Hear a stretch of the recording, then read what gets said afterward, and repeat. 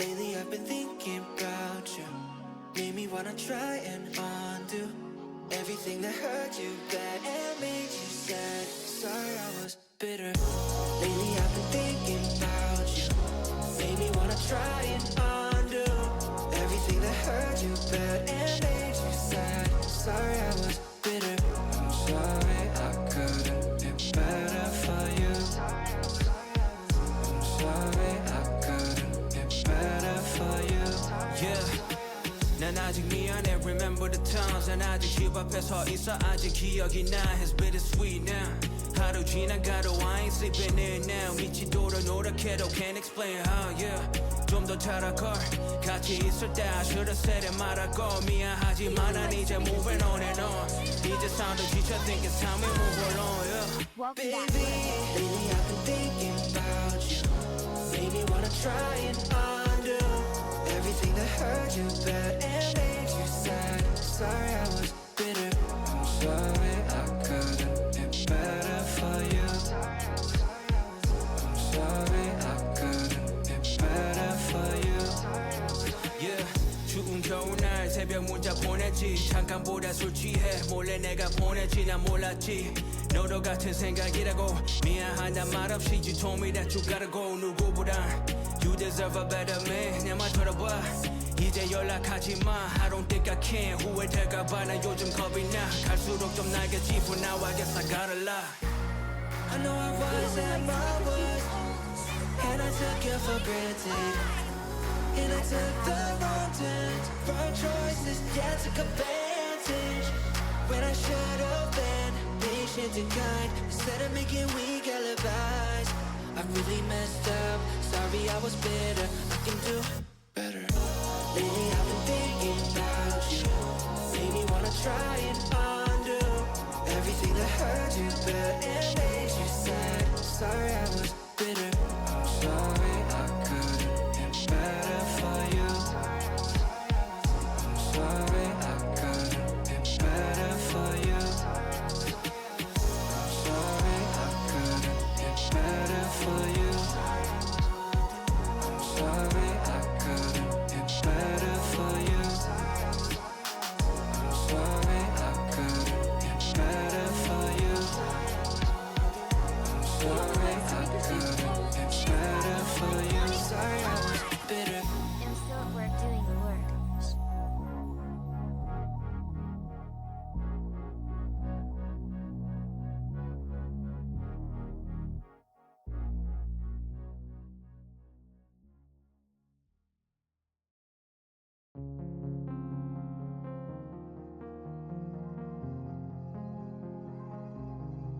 It was magical and heaven-like, beautiful like paradise. It was everything and so much more. Made me see what my heart was for. It was over too soon. It was over too soon. Why was it all over too soon? It was over. It was over too soon. It was over. It was over.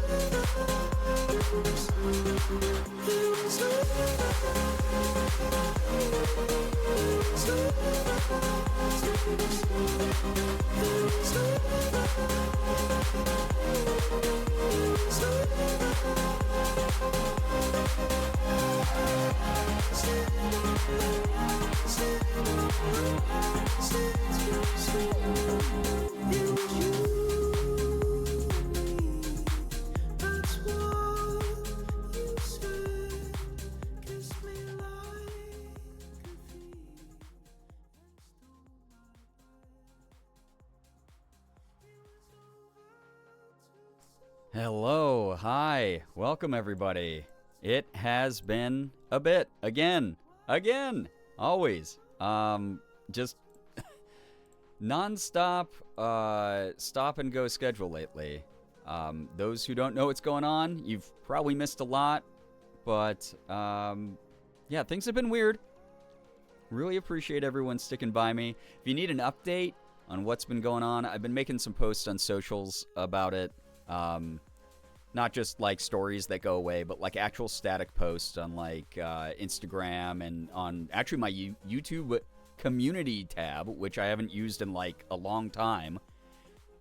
It's so good to see so many of you here in chat. What the heck? I really appreciate all the familiar names I'm seeing here. I know like the Game Awards is going on right now, so those of you who are trying to get caught up on that stuff, I'll talk about like we'll watch some of the trailers over the weekend or something. I just didn't have the energy in me to like co-stream it. But yeah, it is like Game Awards night, so we might be missing out on some of our regulars here. That's okay, because I'm just gonna be vibing. I'm just gonna be, I guess, filling in people on the LA trip I just got back from. Kind of wild. Got to see a movie. Got to do a couple other cool things. But I'll discuss it all momentarily. Got some other stuff coming up tomorrow, which is really exciting. And just kind of trying to, I don't know, get my feet back under me. I'm a bit wobbly still with everything going on. And I'm just grateful that anyone cares to tune in. Again, with so much going on, like life keeps moving. Events keep happening. People keep doing cool stuff. No one has to be anchored down to this point in time the same way that I am. That's my grief to bear. That's my grief to deal with. No, why would I get fat? Bread makes you fat. So those of you who, you know, are double fisting streams, watching like Game Awards or doing other stuff this weekend that is not involved with me, please don't feel bad about that. Life is going to happen as it happens. Those of you who are interested in what I do in an earnest way, I'm just really glad to have you here, truly. Let me get caught up on chat here. Let me say some hellos, and then we'll get going. I don't have anything too crazy planned tonight, but I wanted to drop in and check in and say hi to all the people that I miss here on this silly little website. So thank you so much for being here. Single fisting? I think that's just called watching. Anyway, Slade, hello, hi. Thank you for the 95 stream streak. What the heck? I appreciate that, kicking off the stream with that. That's huge. Almost to 100 months, which is just a wild milestone. Also, if I miss you the first go around, I'll get you the second time around. I'm sure of it. And if I say hi to you twice, you're just extra super special, and you know how you are. Anyway, Ty, good to see you here. Welcome on in. Chrissy, thank you for your Prime for 13 months. I really do appreciate people who use that here. I know you get one of those a month. Thank you for choosing my channel to support for some reason. Fang, hello, hi. Merm, really wonderful to have you here. We are so back. Heart emoji. We really are. Welcome back. Shark, yo, what's up? Kim, super good to have you here. Hello, hi. Amy, welcome, welcome. Also, reminder to anyone who doesn't know, the exclamation point current song command is only for people who are subbed. So if it doesn't work for you, that is why. If your subscription ran out. McManiac, thank you for the 53 months with Prime. Really appreciate that. Good luck at work. Please don't get in trouble because of me. Really hope that doesn't happen to anybody who's lurking and working. Xander, good to have you here. Welcome, welcome. Lincoln, hello, hi, welcome. Good luck with your gig. I hope it goes well. Jack will be joining later with States. Christian, hello, hi. Hopefully, yeah, we'll see Jack a little bit later here. Jules, welcome. Hope work went well. Hope it was smooth at the very least. Neat Sauce, hello, hi. Welcome, Tiny Monster. So good to have you here. Welcome on in. Also, just because I'm out of practice and I'm trying to figure out how to stream again, live, doesn't mean that I've forgotten. 10-minute believers, give it up. Give it up. There's no sauce. There's no gas. Phoebe, hello. Ace of Snakes, welcome on in. Hello, hello. Christian with the 10-month resub. Hitting those double digits. Really appreciate that a lot. Thank you so much for that. Slade with 395 stream streak as well. What the heck? That's huge. Really do appreciate that. I forgot to put my earring in, I just realized. I got my rings on. Forgot to put in my earring. That's weird of me. That happens. I'm very forgetful lately. Ethan Nestor Big Naturals, hello. Lee from the Tea Shop, yo, what's up? Welcome. And no idea today was the Game Awards. All good. They happen every year, and every year there's less and less awards and more trailers. Because Jeff Keighley loves making money. Ty, thank you for the gifted sub to Ethan Nestor Big Naturals. Enjoy the emote sub badge ad-free viewing from a fellow community member, Ethan Nestor Big Naturals. I got to see Ethan's Big Naturals quite a bit this week.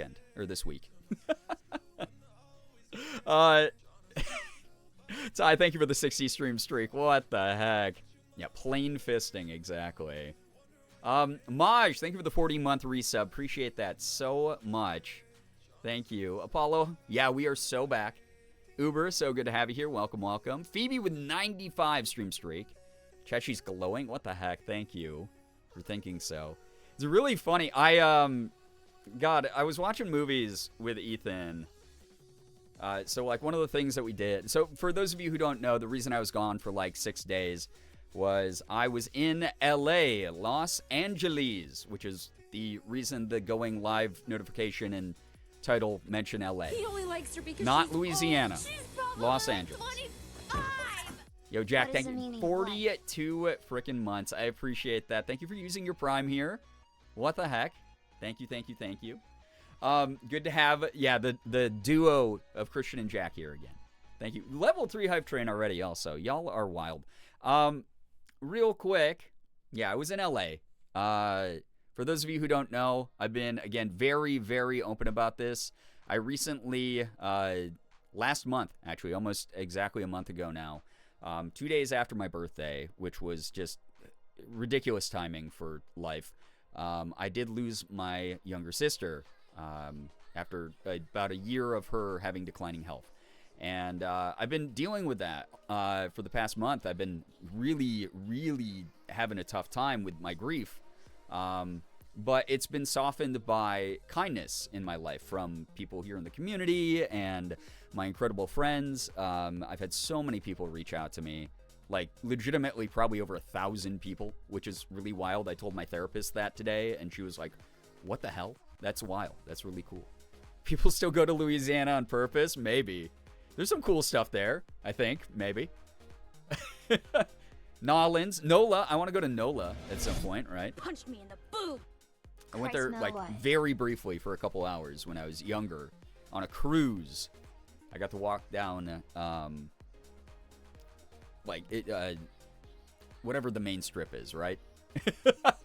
See, obviously it stuck with me so well. I heard some jazz music. I remember that much, but I was, like, way too young to appreciate the trip. Hoodie, thank you for the 6-month resub, hitting that gold Eevee badge. Appreciate you sticking around. Thank you for supporting what I do. This dog I'm watching is bound and determined to make me go outside and get him back inside despite it being freezing outside. Oh my gosh. Good luck.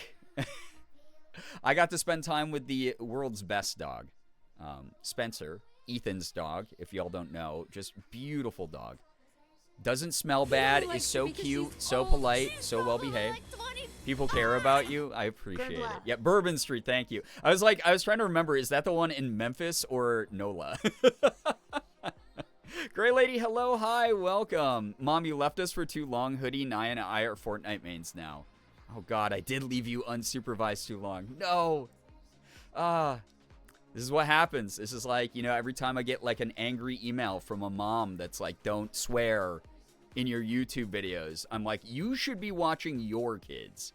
And here I am being a hypocrite. I didn't watch my kids, and now they're #1 victory royaling, I guess. Kia, thank you for the 52 months, by the way. Really do appreciate that a lot. Yeah, Spencer. I got like 8 billion pictures of Spencer. He's just a cute boy. He's such a good dog. So, New Orleans is fun. I've heard it is. And they have beignets, which are really yummy. So, I refer to all animals as stinky, but it's because I love them and it's a good stink. Yeah, I mean, me too. When I call animals stinky, that's what I mean most of the time. Although Sig sometimes is actually stinky. A bit of a stinky boy. But that said, Spencer, like, he does not smell bad. His breath will sometimes after he's done eating. But, like, I was laying on the couch cuddling with him a lot, and he's not a stinky boy at all. Hey, Brad. Smells, he's got, like, the dog paw Dorito smell a little bit every now and then, like, on his paws, but not anything bad. Dionysus, thank you for the 23 months, by the way. I really appreciate that. Just ended up more femboy in your absence with the Hello Kitty Island game. I'm sorry for the influence I've had. Speaking of, do I recreate this look here, this Christmas look? This is, I haven't worn this dress in like a year, but I kind of want to do it again. I could like, I don't know, do something fun. Stink is a loving title. It's true. Yeah, corn chip. Yeah, it's like a corn chip smell. Haha, yeah, Victory Royale. Flashback to last game where we all died because we were all just making princess jokes to each other. Are you playing Delulu mode where you get to talk to other people and infect them with brain rot? Because that is very fun. Yes, do it. Yes, because bark, bark, woof. Oh my gosh. It's really funny. I got to catch up with some friends. Again, for those of you who don't know, I've been kind of out of the game. He only likes her Out because of she's like, old. She's I'm not a old, popular like content creator the way I used to be. And my last year of my career has been me kind of immobilized by everything happening with my sister. So I wasn't able to like go travel and go to events and stuff and catch up with friends as often as I like to. But I did have a lot of friends that I was seeing for the first time in like a year where they were like, why aren't you in a dress? Like when I showed up to the red carpet in a suit, they were like, why aren't you in like heels? Like, why aren't you on estrogen yet? What's going on with you? So, Chaos, hello, hi, welcome. Do you think dogs think people are stinky? Oh yeah, that's why they give the big, big snifferoo to all of us. Chaos, thank you for the 13 months. I appreciate that. Wheelo, welcome on in. Welcome everybody. They're right, yeah. I did in fact sleep all day today, so it's time for my first meal, ice cream. This is part of a balanced breakfast. It's got dairy in it and sugar to give you energy. Yeah, like, where's your uniform? Yeah, basically. It's like, why aren't you wearing what I expect you to wear? Why is the feminization process at this paused state? What's going on? So, yeah, it was kind of funny to catch up with people. But, yeah, again, those of you who don't know, I lost my sister recently. Went out to L.A. It's wild because I know both of us in red dresses would have been really good. You're right, Fang. But gosh, good lord. I need a candy cane tinsel scarf for the outfit. I mean, it might look kind of cute, but also I'm not going to cover my cleavage. I need that. I need the clicks. That's the way the internet works. I have to have a little bit of the, the ho, ho, ho, and the ho. Yo, what's up, Echo? Welcome to the stream. But I've been spending a lot of time focusing on me.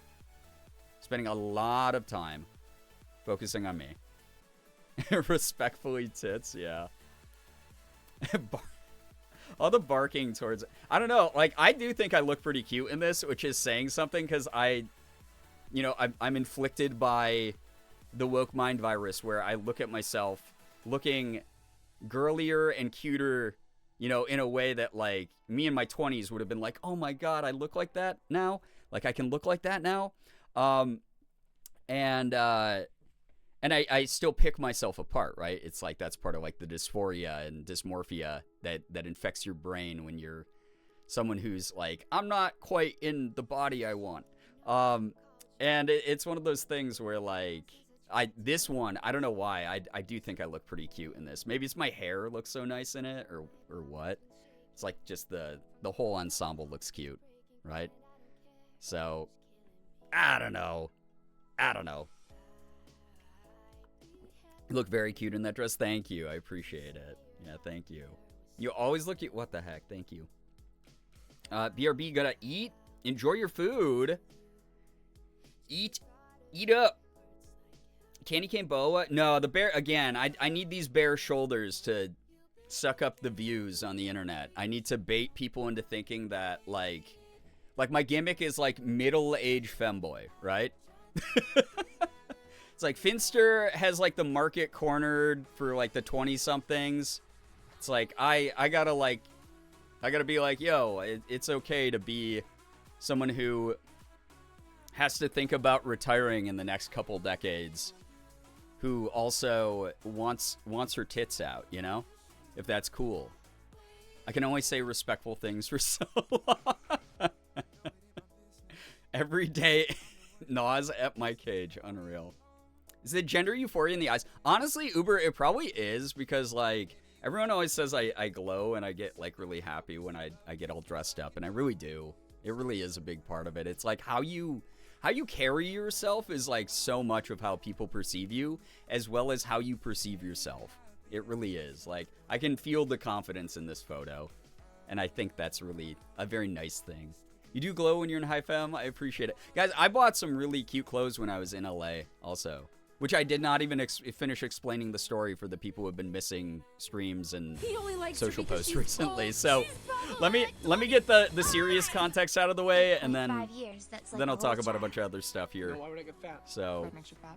Bread makes you me get fat? such a pretty and happy smile. That's very nice. Thank you. Also, Sky, 102 months, 8.5 years. It's a whole child. Yeah, that really is. My goodness. Cutting the crust off sandwiches level. Sky, thank you for 102 months. Appreciate that. I have a funny story for people who have been in the community for a long time that I'll share later. I have to bait you with, like, future chapters of content from tonight's stream because I'm out of practice and I don't know what I'm doing on screen anymore. Wheelo, thank you for the gifted sub to Ace of Snakes, by the way. Thank you so much. Creeping us ever closer to 300. I have obviously experienced a big sub drop, but like I said, we'll get back to 700 soon. I know we will. Gender euphoria is a beautiful thing. It really is, and it's like, whether you are cis or trans or, you know, you're figuring yourself out, like, I just want people to be comfortable in their bodies. I want people to, like, know that there are people who love how, like, they look, and if there's people who struggle with how they look but, like, want to like how they look, like, everyone deserves to hit that point where they see, like, that beautiful person within them. Like, it really is. LA haul time? Unfortunately not, because I have to, like, wash some of the clothes, but I do have, like, pictures on my phone. So, did you get to hang out with Damien? I didn't, because, unfortunately, Damien's cat passed away while I was there. And he didn't get to, like, attend a bunch of the events that I would have been at. And I just felt so bad for him. He was busy. He had that. He had, I think, like, a convention appearance. He had something else. But his cat got, like, really sick recently, which is so sad. Because, again, like, Damien is a fantastic human being and beautiful and deserving of so much love and support. But B, he loved that cat, like, genuinely. Like, you've all met people who are like, my pet is an object, and it's just something that lives in my house with me, and they don't really have, like, a love for their animal. Like, they take care of the animal, but the pet is more of, like, this is my home's accessory, right? Damien is someone who, like, loved his cat. Like, loved his cat, thought of his cat as, like, part of his family. So really sad thing. So he put up a post on Instagram about it. If people follow him there, you can obviously leave your condolences and well wishes, because he's going through it. So, what's on your sweatshirt? I see a star. This was sent to me by St. Jude. It's a Twitch St. Jude, sweatshirt with, I believe, art from some of the patients at St. Jude, which is really cute. Saw that on Instagram. Yeah, really sad. Yeah, poor kitty. Yeah, he called her his daughter on his Instagram post. Yeah, also said, I just wish there was more time, which broke my heart. As someone who's also lost a pet, and I know many people in the community have as well. It's just a really freaking hard thing. It's a really terrible thing. No one deserves to go through it. No animal deserves to go through that. I get it, my cats are my sons. Yeah, like, I don't know.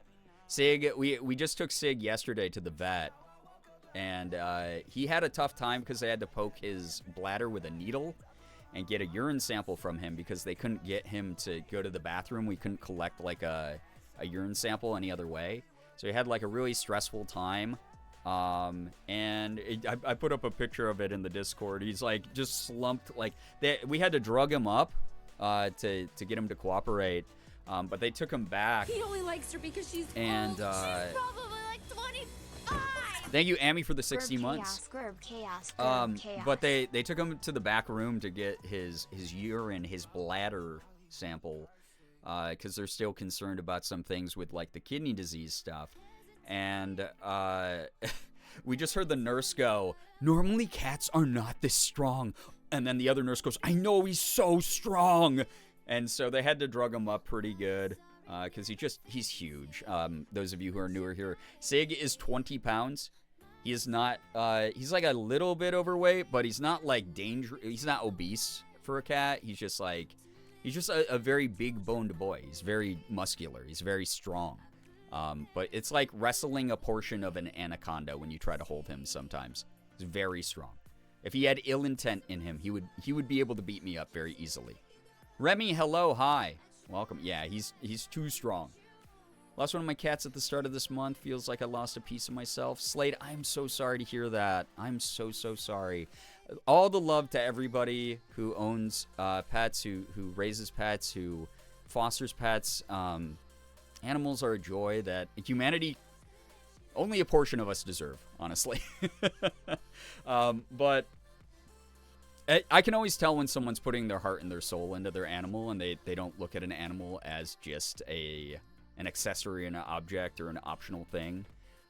They've welcomed an animal into their home, and regardless of how long your adventure is with your animal, I'm so grateful to those of you who give those lives to those animals, who give that love, and give those little fur babies in your lives an adventure of a lifetime. That care, that love, it permeates everything, and it emanates from you. It really does. So, yo, what's up, once? Welcome everybody joining. It's good to have you here. Yeah, Mini Tiger. Yeah, he's not a cat, he's the cat. Yeah. Fellow Big Boy Haver. Why the F are they absolute units? I know. And he's so gentle, he doesn't scratch, he doesn't bite people at all. You can, like, poke him, you can push him over, you can do whatever. He will not aggressively attack anything or anyone. He doesn't even swat. He just is a big guy. He's a big, gentle giant. I love him so much. One day I'll be a cat parent. I'm manifesting. Fingers crossed for you. Oh, what the heck? Echo, that's such a cute idea. Yeah, I do have a P.O. box right there. If you use ! P.O. box, you can send it to me. You can address it to either Brian Long or Girbeagly.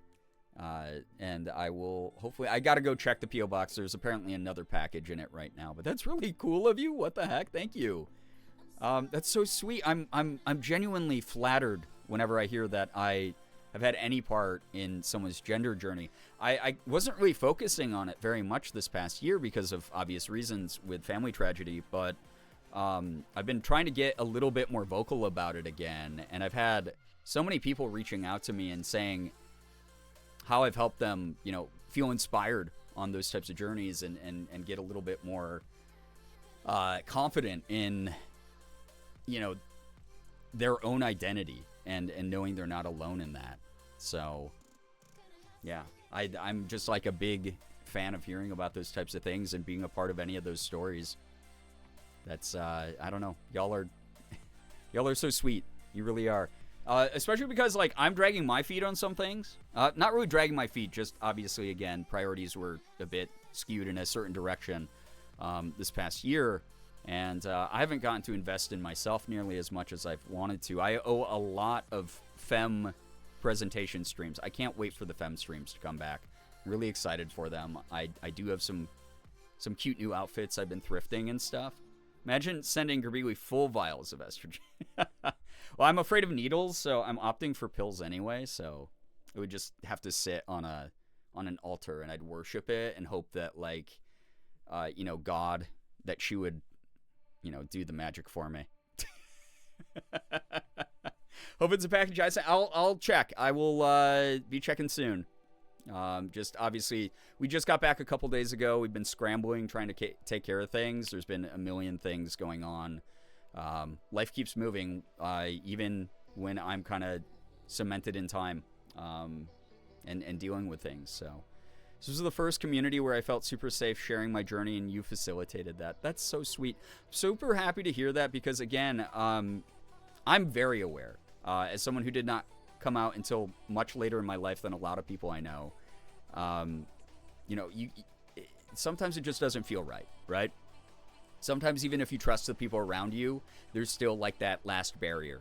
And there's a lot of you here in this community who have talked about you're not socially out yet, or you haven't come out to people in your life, like your real life yet.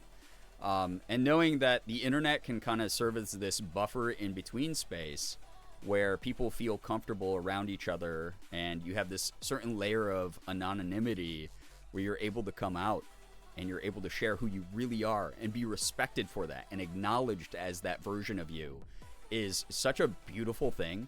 I love that. I love that I can provide that for people. I hope I can be that foundation for people who are exploring or figuring themselves out or just taking that first step, or who might not have that in their real life, might not have that closeness with other people. And almost, it's almost like the lack of closeness here in some ways allows people to just be whoever they are. Because I have like, if you just entered chat and said, hey, what's up, I'm Echo, she, her, or whatever, I would not challenge that, because it's the only version of you I know. In a lot of ways, online communities can be like new beginnings for people exploring gender things or sexuality, and I love that. I think it's such a beautiful element of this very weird platform that I have. So super proud of you, so flattered to be a part of your journey. Pour it into the drinks. It's fine and smart, not a bad idea. Yeah, we be gay here. We do. Girl Candy, I'm going to do tea gels so I can slather myself with it and slide around the floor like a transgender slug. Yeah, as long as no one puts turf salt anywhere, then you should be pretty safe doing that. Yeah. Anyway, chat. Again, real quick. Bringing it back around to the origin story of why I was in LA. Rackalove, thank you for the 15-month resub. That's huge. Thank you. Transgender slug sounds peak, to be honest. It does sound pretty cool. So, yo, what's up, Nico? Welcome. Welcome. Good luck with the finals. I hope that they're going as smooth as they can. But yeah. Went out to so obviously, you know, a big part of my world, my existence kind of came crashing down around me about 4 weeks ago now. I mean, before that, everything was leading up to this, but, you know, the inevitable happened around a month ago, and it was a terrible thing, and it's deeply affected me, and you've seen the post where I said things like, my heart will never love the same way again, and I mean that. I've talked about I will never be the same version of who I was before all this happened. That said, that isn't necessarily just a negative thing. I think a lot of people get afraid of grief because they think that it's only sadness incarnate. And a lot of the times grief is found in joy and moments of peace and moments of friendship and togetherness. And it sort of wraps itself around you and you transform alongside of it. And that's sort of where I'm at in my journey, where I'm not afraid of embracing grief. I'm not afraid of confronting it. I'm trying to find ways of coexisting with it. That's been a big thing that me and Cheebs have been talking about a lot, actually. So, we got worst timing in the world. You know, a couple weeks after I lost my sister, I got a DM from Amy. I guess Amy Fishbach now, which is weird to say. I was going to say Amy Nelson, but Amy Fishbach. Also, Grooch, welcome to the stream. Thank you for being here. And she was like, hey, are you and Morgan around in like a week and a half? Like 10 days. Yo, Mins, thank you for the 11-month resub. I appreciate that a lot. Thank you for being here. And she was like, are you guys able to make it out to LA? Hey, Slade, you are absolutely fine. You're all right. You've seen this space transform over the past few weeks where I've been a little bit more, I don't want to say lenient, just more understanding of I'm opening up some of the floor to some more mature conversations like that. You're great. You're absolutely fine. You didn't say anything triggering or upsetting. I mean, I guess the upset would just be from people who care about you and, you know, send their condolences and their love. But, yeah, we got this DM, and Amy was like, can you guys make it out in, like, 10 days? And we were like, maybe. We were going to go out to LA anyway, because being stuck in my dark house, mourning my sister, and being like, wow, it's cold and shitty and snowy outside, was starting to really get to me. And we had already planned on seeing Ethan as soon as we could. because, you know, he always invites us over to his home whenever we're going through like a rough thing.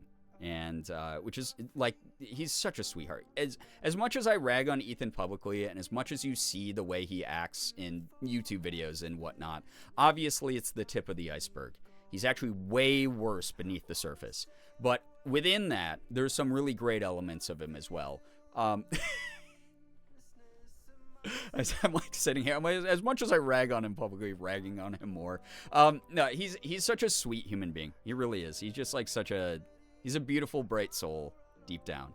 And him and I have a very close connection. And, you know, from the moment he knew things were sort of going south with my sister, he was like, anything you guys need. Anything at all. You know, my home is open to you. My time, my love, my attention. He sent us some flowers. He was calling me a lot. He was checking in on me. Just a very sweet soul. And so I texted him and I was like, hey, so Amy's inviting us out to LA. Is your home open? And we were like, we'd be okay if you're okay with it. Just like if you're busy or out of town, like staying there without you. And we'll like obviously, you know, take good care of the place and whatnot. We're not like messy people. Rakalov, thank you for the 95 stream streak, by the way. Appreciate that a lot. But we were just like, yeah, we'll be tidy and whatnot, because he was out of town in Japan, as he posted about on Instagram. He was out in Japan, and we weren't sure if he was going to come back in time for everything. And he was like, oh, yeah, no, he's like, I fly in the day you guys want to fly in. And he's like, I'm going to be dead on my feet, but I'm 100% here for you. I opened my house to you. I want to be there for you. I want to spend time with you. I want to catch up. It doesn't matter how tired I am. I want to be there with you, Brian. And it was just a really sweet thing. It was a wonderful thing to have that sort of reciprocation of love. Cam, enjoy your lurk. Thank you for being here. Liz, also enjoy the lurk. Get some wonderful food. Thank you for the welcome back. Spark, hey, welcome. Good to have you here. Ethan is so sweet, such a wonderful friend. He really is. Hey, what's up, Mojo? Welcome. Hope Game Awards were fun. I only saw Uma Musume won Best Mobile Game, which I'm really excited about, but we'll probably react to some of the trailers, since it's more of the Game Trailers Awards than it is the Game Awards these days. Probably watch some trailers this weekend and chat about them on stream. It'd be kind of fun. We haven't done trailer reactions in a while. So, Mins, thank you for that 30 stream streak. Yes, very thoughtful. Just wonderful friend, beautiful soul. Have a couple of those. They mean the absolute world to me, even though we live so far apart. Yeah, I mean, I live 3,000 miles away from Ethan, and it was like last second. He was out of the country, and he was like, please come over to my house. You guys can stay as long as you want. And, yeah, I saw that Expedition 33 won a lot as well. Nettles, welcome. But we originally planned on flying in Wednesday and then getting like essentially a red eye to fly back home Sunday. And we arrive in LA, we're catching up with Ethan. He immediately is like, hey, by the way, we're going to Eddie Burbach's birthday party. And I was like, oh, I don't know if I haven't socialized with people in person in a long time. I don't know if I want to do that. Yo, what's up, Ace? Welcome to the stream. Hello. Yeah, Expedition 33 did deserve a lot of awards because it is fantastic. Sorry. Chatting with someone. Yeah, so we flew in Wednesday. We immediately just, took a shower, and then Morgan, me, and Ethan went to go meet up with Eddie Burbach. And I'm glad I went out because I wasn't feeling like super social. But we got to run into like a bunch of people that I haven't talked to in over a year because, again, I've been pretty anchored in place doing everything for my family. But I got to like catch up with Eddie, wish him a happy birthday. That was wonderful. Ran into a couple other people that I know. Sandwich was there, a few other familiar people. But Morgan and I were like standing around. We had ordered food at the food counter at this venue we were at. And Garrett Watts walked up to me. And I've never talked to Garrett Watts a day in my life. I'm very aware of him. He's, YouTube royalty, basically. And I've never had a chance to chat with him, even at industry events. And here we are at this, small get-together at this, intimate bar and restaurant. And Garrett Watts walks up, and he's just like, hey, who are you? And he's like, how do you know Eddie? He wasn't asking hey, who are you? Get out of here. This is a private. He was like, hey, who do you know here? And so I was like, oh, hey, I'm Brian, and I'm here with Ethan because we're both friends with Eddie. And he was like, hey, great, I'm Garrett. And I was like, I'm aware. I know who you are. And he was the sweetest dude. It was just really wild. Because she's old. She's probably Yo, Ellery, welcome. And Maddie, thank you for the 36 years. months, 3 years. Congrats on the Rainbow Jolteon badge. What the heck? By the way, people joining, tonight's mainly going to be a Yapper stream. I haven't planned anything crazy for tonight. I might play some Power Wash too. We'll see, because I can do that in Yap, but mainly I'm just going to be focused on yapping because I'm dealing with stuff, as y'all know, and also want to summarize my fun time in LA. Anyway, so we were hanging out. Garrett, this is a funny story. Garrett walked away from me, and after he was like, oh man, you're great, dude. And he's like, oh, let me, and he turns to Morgan and me, and he has his phone out with his Instagram open, and he's like, type your usernames in this so I can follow you. And we were like, we just met. What if you follow us and all of my Instagram stories are I hate Garrett Watts? What then, dude? So he was taking a pretty big gamble doing that. And, but he ended up following us, which was really cool. It's been very weird to check my Instagram stories and be like, Garrett Watts watched all of your Instagram stories for the day. Cause y'all know me. I'm just brain rot over there.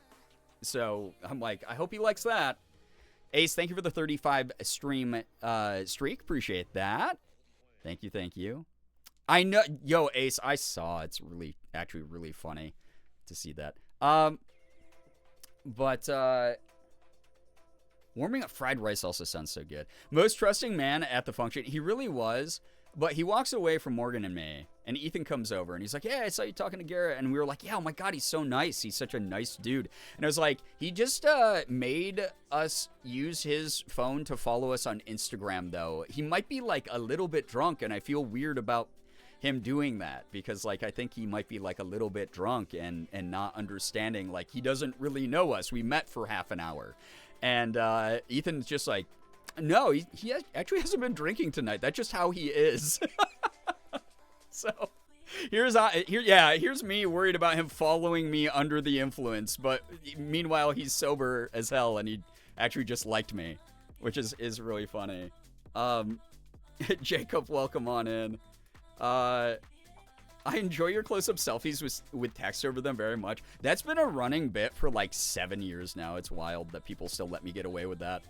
I used to do it at more of an up angle, up my nose, and then people were pointing out boogers and weird nose hairs, and I got really self-conscious, so you don't get that anymore. So yeah, sober as fuck, collecting new friends. Yeah, that was what he was doing, which is kind of great. That tracks from what I've heard about Garrett. Yeah, he very sweet dude. Really, really nice. But yeah, I got to meet him. I got to meet a bunch of people at this thing, and I was glad I went out. And we got back to Ethan's house later that night, and we immediately, because like I said, we originally had a flight back home to Western New York at 6 in the morning from LAX, which is hell. Which means we would have just pulled an all-nighter.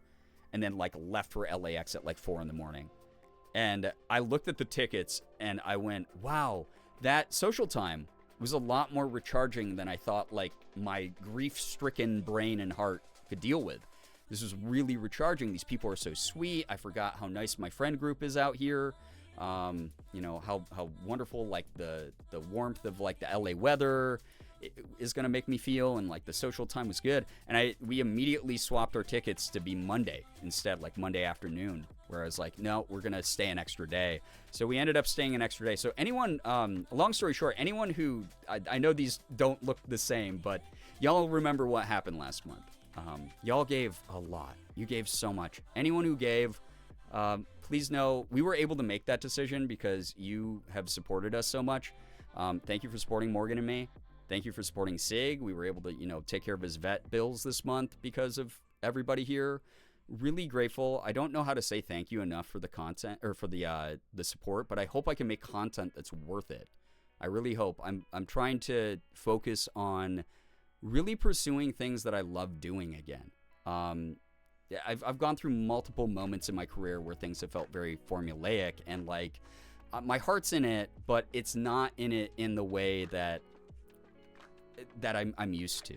And granted, part of it is this past year was a fake year in many ways where things felt wrong and off for obvious reasons.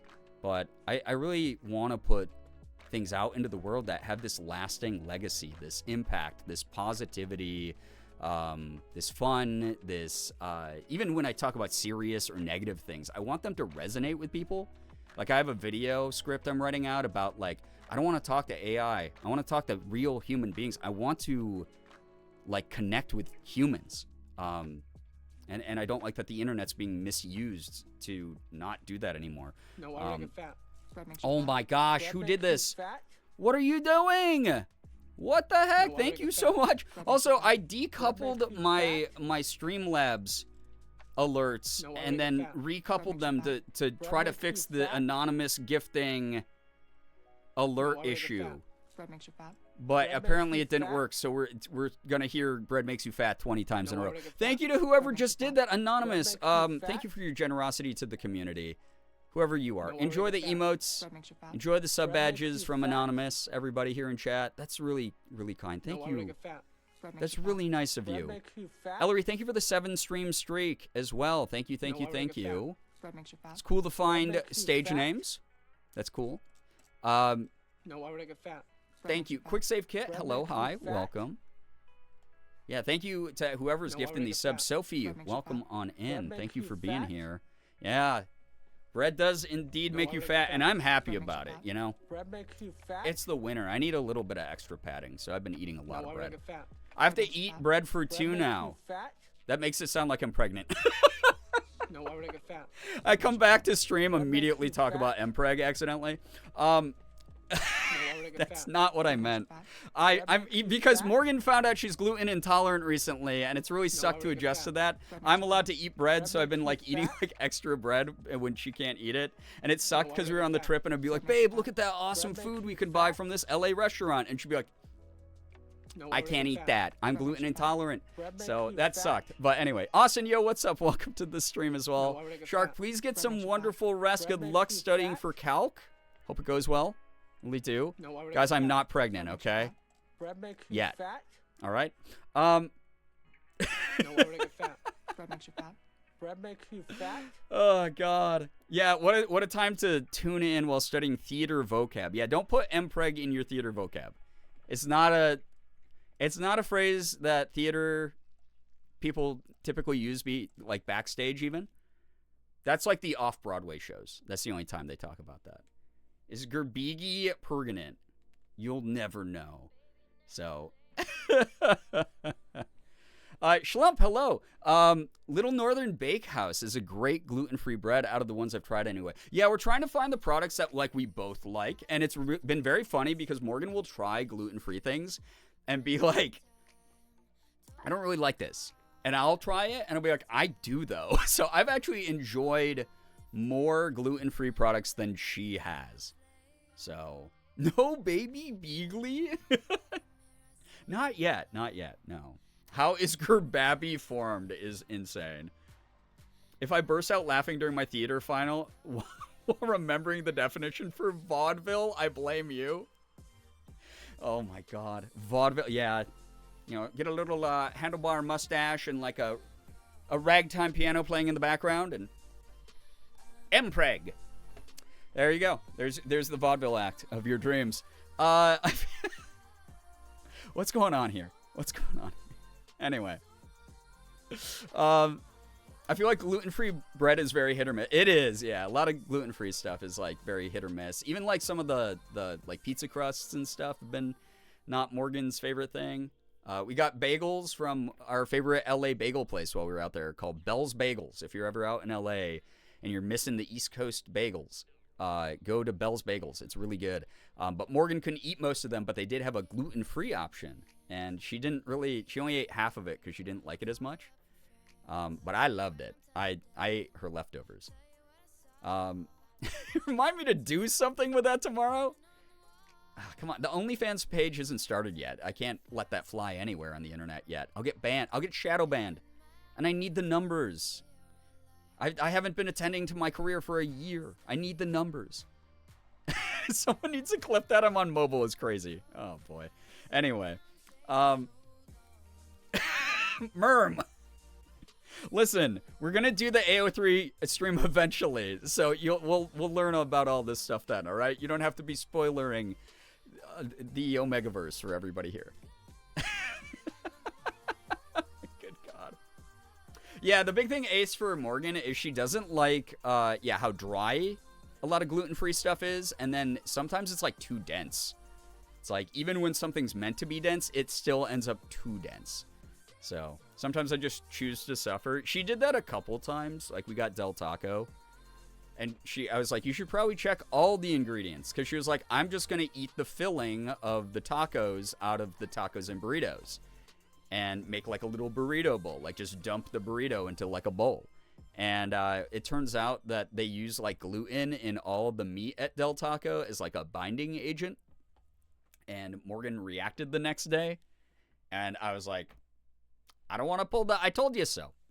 But you did do that to yourself when I said to check, you know?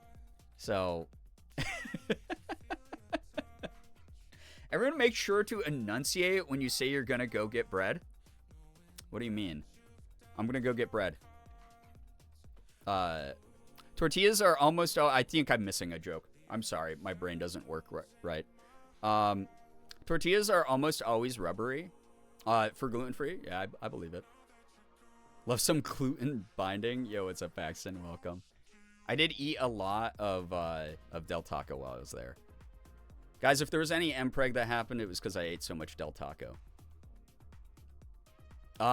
As a fellow gluten intolerant, I mean, my belly got really big because I ate so much. That was it. That was all I meant. Not that it gets... Okay, you know what? I'm pissing off a lot of biology majors here. As a fellow gluten intolerant, yeah, sometimes I just choose suffering. Go get oh, the spelling. Oh.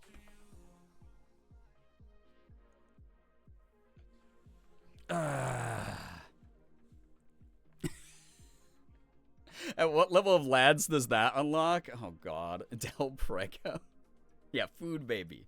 That's what I meant. Thank you. A food baby. I'm going to go. Yeah, that's not. I'm going to go get a loaf of bread. Not, I'm going to go. Yeah. And if I prefer that, then you'll never know, chat, because that's not for you to know.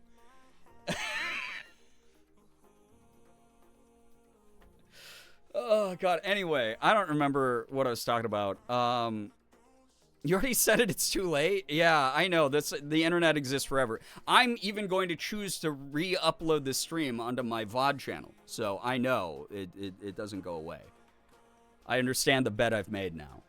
So, this combo is going to go the same way the Good Girl one did.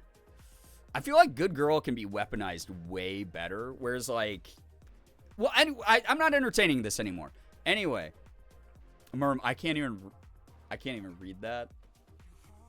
I'm fine, by the way. I'm overheating because I'm in a hoodie, not because I read that. All right. What was I even talking? Okay, so we booked our trip for an extra day, which was great. Is it like hot in here? I gotta take this off. I gotta take this hoodie off. Jesus. All right. Back on task. So, we were going to go out and see Ethan anyway, because obviously Morgan and I are like, God, we need like a change of like environment and everything. But it was kind of good timing because Amy, the reason she had DM'd us and been like, hey, can you get out to LA in like a week and a half is, Take me off, not you, hoodie. This hoodie. Sorry, you're the hoodie. This is a hoodie. All right, there we go. Is that a threat? Oh God, yeah. Every month I pick one lucky chatter to wear your skin for 30 days. It's like we're hitting you with rubber hammers while you're trying to tell this story. It is. It's like I start a sentence and someone thwacks me in the throat. Good Lord.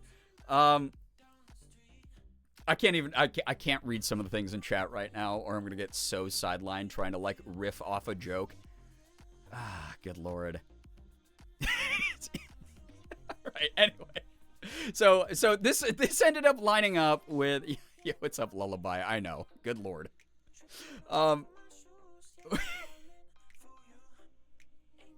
We were like, what? We're gonna book an extra day, but we were out there. Amy's invite, as many of you saw on socials and on Discord, was we were invited to yet another red carpet movie premiere.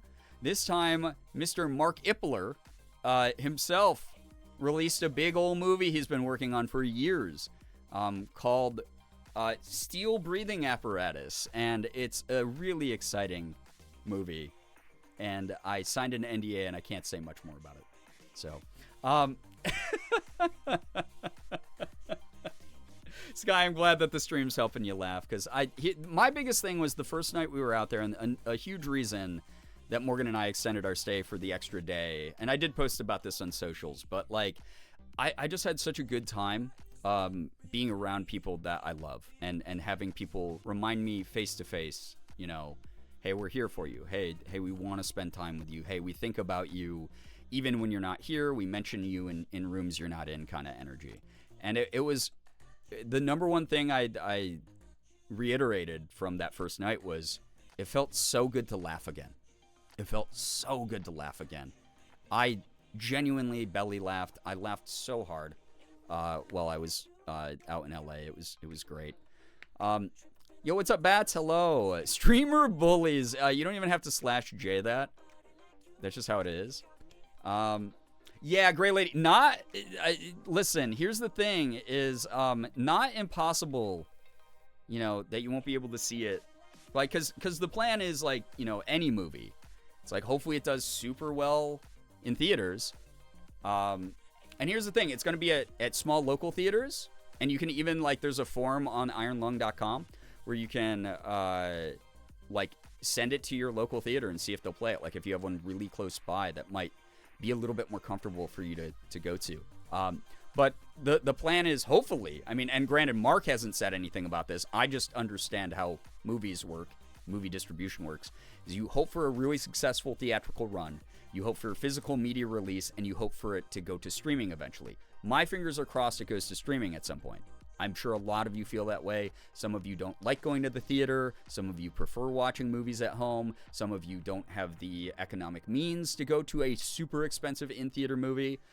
Streaming is something like you already have, that kind of thing. Whatever the reason, I hope that you're able to see it. I really do. Is Ron's lung okay? Yeah. I love that. Yeah, that first picture I put up, I didn't realize I was standing in front of the eye, so it just, yeah. Markiplier presents Ron's lung. But it's kind of wild. Actually, Paxton, to your joke about it being an indie movie made by a small studio, it is though. This is a movie that Mark, this is his like passion project. El Honeybee, hello, hi. But I'm glad to hear that people got their tickets already also. Awesome. Very cool. If you're in the Rochester area, you might run into Morgan and me. We'll probably go see it again. Or we might actually, we were thinking about maybe making our way back out to LA for like the public theatrical premiere and seeing it with some friends. Not 100% sure on that one. Obviously, this year was not kind to us financially, so I have to save up and figure that out. But it would be kind of a cool thing to do because there's a bunch of people who are going to probably be seeing it. We'll see. But it's incredible. Like, I do want to speak to the fact that, like, Mark is doing this, like, all indie, right? Like, this is his thing. This was his project. But you saw the announcements today. AMC Theaters, Regal, Cinemark, the 3 biggest movie theater chains in the U.S., all picked up screenings of the movie. That is because they trust that enough people are going to fill those theaters, sell those tickets, which is awesome because YouTube, like YouTubers trying to branch into other genres of the industry, or not even genres, just different mediums of the industry, are typically historically not taken super seriously, even when you're Mark size, right? So the fact that they were able to be like, hey, we can guarantee that AMC, Cinemark, Regal will benefit from this partnership, and all 3 brands went, yes, we will distribute this. Huge, gigantic. This was done without, gigantic studios involved. It's really cool. It's really, really cool. So I really hope that people have a lot of fun at it. I hope that you get to view it in whatever environment or whatever medium you prefer. Like I said, you might go to a big, crazy Regal theater, or you might go to your local smaller screening or something, which is kind of cool. We're trying to promote people supporting like indie theater. So if you do have like a smaller indie theater near you that is showing it, which there are a lot across the whole country, obviously encourage it. But if it is more convenient, again, economy's weird right now. People's modes of transportation are weird. It's tough to get around, whatever. You do you.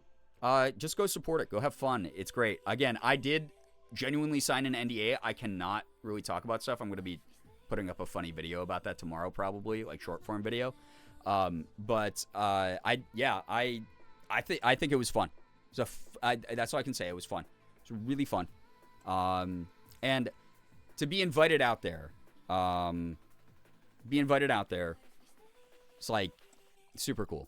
Very awesome. Rookie, hello, hi. Voracious Violet, welcome on in. Talking about, but anyway, yeah, so we went to go to see Eddie's at his birthday party Thursday. We kind of just like vibed, just like had fun around LA. Ethan took us to the original Bob's Big Boy diner, which was really good. There's a fun picture of Morgan and me posing with the Big Boy statue I put up on Instagram. We kind of just like, it was mainly like couch rotting and bed rotting. We showed Ethan it. We went to this really cool physical video rental store called Vidiots, and we rented a bunch of movies, and we were watching those, which was really fun to do. I just needed like that downtime. It was basically what I've been doing here, but I was in warmer weather. I was surrounded by friends. At one point, this was a funny story. I accidentally sidelined myself. I accidentally tabled this without meaning to earlier. Twilight, welcome to the stream. It's good to have you here. Welcome. So we were watching movies together at Ethan's, and we were imbibing slightly. So I was getting really vulnerable about things, and I can't remember why it happened. We were making jokes about the Joker 2 movie and just like how bad it is. And Morgan was like, Brian thinks he's Arthur Fleck to Ethan, because they like to pick on me when they're together. When Morgan and Ethan are hanging out, they love ganging up on me. And Ethan looked at me and he was like, what? What do you mean by that? And I was like, yeah, so multiple times during both the first Joker movie and the second one, when it's like regularly revealed that Arthur Fleck is this Dunning-Kruger type of loser who thinks he's better at everything than he is, but he's really just delusional and he actually sucks at everything, and everyone who sees him from the outside thinks he's this cringe, embarrassing idiot loser. I think that's me. I think I'm like doing all these things and people are nice to my face. Like, oh, you make really good YouTube videos and stream content and stuff, dude. Great voice acting. And then they're like, oh my God, what a freak, idiot, loser, dork, embarrassing. And Ethan just like sat there and he kind of like blinked at me and he just went, your self-image is really negative and incorrect. And it was a really meaningful moment for me though, because like he easily could have just like been mean and like leaned into the joke more, but or not the joke, but like the criticisms more. But he was like actually like really cute about it, and I just thought I was just like, you know, it's good to be out here. It's good to be around people who are determined to help me float a little bit more. Yo, float too. More than you know, not, I guess not reading the room or whatever. So I thought that was a sweet moment. Because we stared into each other's eyes in a dimly lit room watching movies, and we kissed deeply and passionately. Yo, what's up, Megasaur? Welcome to the stream. Welcome. Yeah, back in time for sweet Eve. Yeah, he's a sweet boy. But he was just like, dude, you're like good at shit. Shut up. But it was really nice to have that kind of heart to heart with him and spend a lot of that time. And that was a majority of the trip, was just like having heart to hearts with like one of my best friends and being out there. That's how you got pregnant. Yeah. Yeah, it is actually Ethan's baby, not Morgan's. But yeah, it was very nice, again, because we had planned to go out there to see him anyway, but like then we got the movie premiere. Movie premiere was, it was great. It was really fun. Truly, when my friends are being self-deprecating, I've started telling them not to be mean to my friend, and it works. Yeah. Yeah, because like that's the thing, is like sometimes we'll get into like a, you know, back and forth sniping at each other kind of thing, just to be funny. But those really truly good friends also know when you're at a low point and when you know they deserve to be lifted up, or you deserve to be lifted up, I guess. So this is a Wattpad fanfic. Well, when people were actively writing a lot of Wattpad fanfics about us, they didn't do anything that fun, you know. Skylar, hello. What movie did I see? A small little film called Iron Lung. Iron Lung. Yeah, so Friday was the movie premiere. I won't lie. I think it was like an hour before the movie. Because again, I'm dealing with like a lot of pretty heavy shit mentally right now, emotionally, with the passing of my sister. I had a little bit of like a mini freak out. I had like a little bit of a mini panic attack where I was like, maybe I don't want to go. Maybe I won't even get dressed. I won't even go. And I talked myself out of that. Yeah, steel breathing apparatus. Yeah. I'm glad I talked myself through it. I did like a lot of self-talk, and I was like, no, everyone I've seen wants me here, and God, how insulting would it be for Amy and Mark to have been like, hey, you guys got to come out and see the movie, and then I don't even go. And so I'm really, really, really happy that I talked myself through that, because I had a great time. It was really cool. It was a very neat thing. Some Twitch notifications got turned off for you. If you have smart notifications on, it will choose to do that regularly for streamers that don't stream very often, which is me. I'm in that camp right now. I have streamed like 3 times in 30 days or something, according to my stats, which is not good, but it's what I needed, and I'm not ashamed of it, because I am allowed to heal and deal with my grief. Or if you don't tune into every streamer, or every stream a streamer does, sometimes it will just shut it off, and they'll go, you don't want to watch this person anyway. So glad it worked out for you. Yeah, I am really, really happy that I was able to go. We went, red carpet was great. Here's an inside fact, I guess, about Mark, that some people don't know. Mark fucking hates red carpets.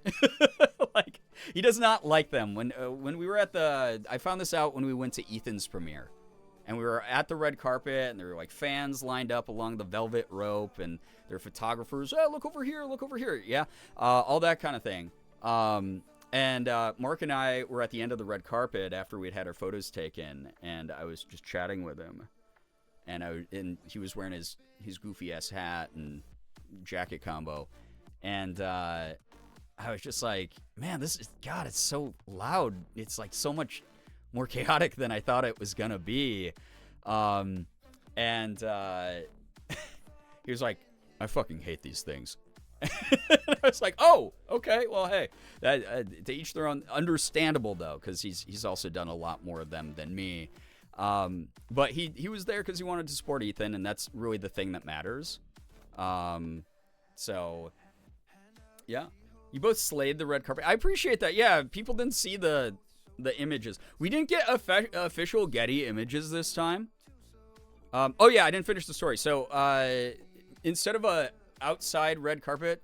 It was inside the theater, which was kind of great. So we only had a Getty image photographer there.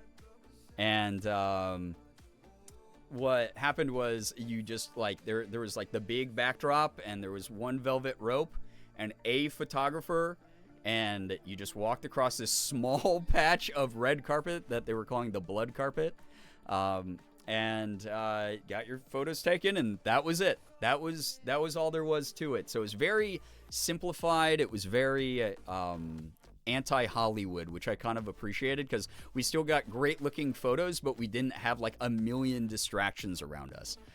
So he did it his way, and I really did appreciate that, which was kind of cool. But I got to mingle with like a bunch of people. I caught up with people I haven't seen again in years, and it was like very restorative. And the first person I saw, we were standing in line for the bar after we got our pictures taken, and Mari from Smosh, who I told you guys recently followed me on Instagram, and we've been DMing and stuff, and I've been like, Mari, you know, Smosh Games like inspired me to do what I do and everything, and like you're just so cool and inspirational and nice. And but I was just standing at the bar, and then I just heard like, Brian, and I looked over and it was Mari, and I was like, oh my god, this is like very surreal for me. This is very odd because this is like someone I've watched for like 10 years or whatever, who I just recently only became acquaintances with online. So we got to like chat a bit, which was really cool. You know, talk to her, talk to Pam, talk to Tyler, and I had this really long conversation catching up. You know, Amy and Mark came over to give me a hug. They knew everything going on with my sister and everything, and they were just very sweet, very supportive about that, which was great. But they were also getting swarmed because everyone was there to see them and see Mark's production, which was cool. But I got to see so many friends. It was really, really wonderful. Everything I hear about Mari and her husband is always so kind. She seems like such a great person. She's beautiful. She is just a beautiful soul inside and out. You can tell she is so determined to make a mark on the world in a positive way that has lasting implication. Like, you know, whether that is, hey, you have this favorite Smosh Games clip that makes you laugh when you're having a rough time, or hey, because she recently pivoted to like more sort of lifestyle content, like more like uplifting, like mental health content. And if that's the mark she makes, she's very clearly dedicated to that, which I love. I hope people get, you know, whatever they're looking for out of any of my friends' content. Whether, again, it's like a nice laugh or something more. But yeah, so it was great. I got to see a bunch of people I met. Johnny Cruz, which was wild, who is the voice actor of Lucio in Overwatch. That was really crazy. Him and his +1 sat next to Morgan and me in the theater. So we filed into the theater. Movie started. I can't say a single thing about the movie, but all I can say is it was really cool. Really cool. Also, what the heck, Voracious Violet with the gifted sub, the Megasaur. Megasaur, enjoy the emote sub badge ad free viewing. But yeah, Johnny Cruz, voice of Lucio, was there, which was kind of neat. Got to chat with him a little bit. His +1. He introduced himself. He was like, hey, what's up? I'm Johnny. And I was like, I'm very aware of who you are, since I have like 8 billion hours in Overwatch. And then his +1, she was really fun. She was like, and me, do you know who I am? And I was like, I don't. I'm so sorry. Are you someone I should recognize? And I got all awkward. And she's like, no, I'm just playing with you. I'm just here with him. But it was just like a moment where it's like, I am in Hollywood. I am in LA. What if I'm a piece of shit? We went to an after party afterwards, after the movie, where I got to do a lot more socializing with people, which was really great. Super funny story. Okay, this was the one I told Sky that they would appreciate, probably. I don't know if they're still here. They might have left. But anyone who's been around a long time, some of you are going to remember this. Slade, you'll appreciate this because you've been here for such a long time. And Brookie probably, and a couple other people have been here for a while. Is it about Milo? I saw your story. Well, yeah. So, really funny. Really funny. Lucky for you, it's usually everyone else in LA that's a piece of shit. Very true. Very true. Yeah. We've been around for a while. You might have remembered one of our old community members and mods, Milo Mumbles. Milo, she is a fantastic human being, has gone through so many different cool chapters of her life that she shared with me over the years, and I've always been so proud of her because she's a part of that OG crew of people who like grew up watching my stuff, and I feel like this sort of like protective like vibe towards, like, oh, that's one of my internet kids, I hope they're doing okay, kind of thing. But she saw me. I was right before the movie started. I had to go to the bathroom, so I was walking down the hallway, and I was walking past the line of people who still were waiting to get into the theater, and I just heard, Brian, and I looked over, and there's Milo, and she was just like, hey, what's up? And gave me this huge hug, and it was really great, and we caught up for a little bit, and she was there hanging out with this dude that I recognized, but I didn't say anything to him except, oh, hey, what's up? And then I was like, I'm going to the bathroom, enjoy the movie, I'll see you after probably. And I went to the bathroom, and after the bathroom, I didn't see them. They had gone into their theater. We didn't run into each other during the movie, because why would we be up? Also, quick question. Why is Alamo Drafthouse? I've never been to one before. Well, why are the chicken tenders there huge? They gave me I was like, I'll order the chicken tenders because I need food before I go to the after party and drink. And I ordered the chicken tenders. Why was it? I was expecting, 4 chicken tenders. It was like 4 chicken breasts. It was too much food. I felt bad. I couldn't eat all of it. I felt really bad. I hate wasting food. But I was like, I don't want to carry leftovers around the after party for hours. So they're way too big, dude.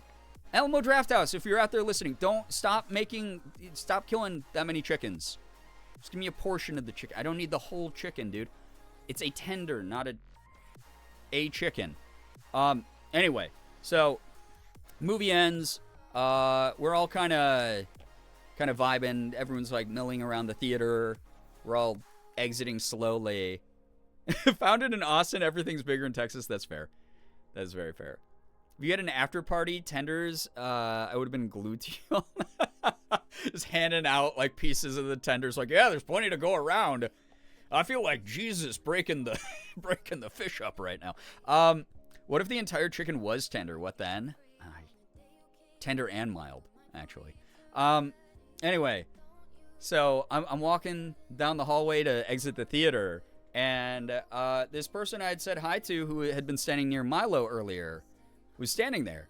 A young, strapping lad, messy hair, wears glasses. Some of you may know him by the name Slimesicle online. Charlie. Charlie stops me. Brian, hey, I got a story that's deep lore I need to share with you about the early ancient days of YouTube. And Charlie and I have known of each other for a long time, but we've never really talked. We've never really been in the same room to do that. So he stops me. And if you don't know Charlie, if you don't know Slimesicle, he's got millions of subs on YouTube. He's on a million successful podcasts. He does D&D stuff. He does a lot of cool streaming stuff as well. He's really made a name for himself. He's one of those young kids I saw go from this kind of shitty little internet edgelord to what he does now, which is cool stuff. So obviously damn, a lot of people know who he is. He stops me. He goes, Brian, back in the early days of YouTube, and I stopped him and I was like, I have this weird feeling that this story is going to line up with a story I tell other people about you from the old days. And he went, oh my, we'll see. But he was like, back in the old days of YouTube, I used to go to, Mark's comment sections. I used to go to, Sean's comment sections, all these big YouTubers, Game Grumps, whatever. And I'd always see a comment from you being like, wow, this was a really funny episode. I love this part. And I clicked through to your channel, Brian, and I had this imaginary, one-sided rivalry with you because I saw you as this really successful YouTuber, and me in my teenage years went, I have to beat this person. I have to do better than them on YouTube because like they have all the stuff I want. And I was like, that's weirdly flattering. That's very cute. So he was like, I only work to like where I'm at now because like I was very inspired by like the stuff that you did on your channel and like all the hard work you put into your content and everything. So I thought that was really cute. And then he was like, what was your story? And I was like, oh, I was going to say, I remember being in like Tobuscus's comment sections and seeing you subtly self-advertise your channel and be like, wow, Toby, this game's great. Can't wait to play it on my channel. And being like, this little shit. So he was like, oh no. And he's like, yeah, I stopped doing that after a while. But I was just like, yeah. And I you know, we chatted for a while and I was just like, dude, I've kept up with what you've been up to. Obviously since those days, because like we were the foundational fabric of like a lot of like early YouTube, and like the Let's Play scene. And I was like, it has been phenomenal watching what you do. I'm so proud of the stuff that you've accomplished. It's so freaking cool that you've gotten to do all the cool things you've done, all the cool opportunities you've had, all the neat people you've gotten to meet. That kind of stuff has been, it's awesome to observe. And he was like, thanks, man, that means so much. And then, you know, we bumped into each other a few times during the after party and stuff. He now follows me also, so it's like anytime, it doesn't matter the age. If someone is a little bit more successful than me and they're keeping up with my social media, I get so worried. Because y'all see how I post. I post like an absolute chaos lord. So I'm always like, oh God, why are they posting this way? Or why are they keeping up with my posts, I mean, is what I always think. I assume they're thinking, why did they post this way when they read my stuff? But yeah, I have to get a better grade at YouTube than this guy. I thought it was really cute.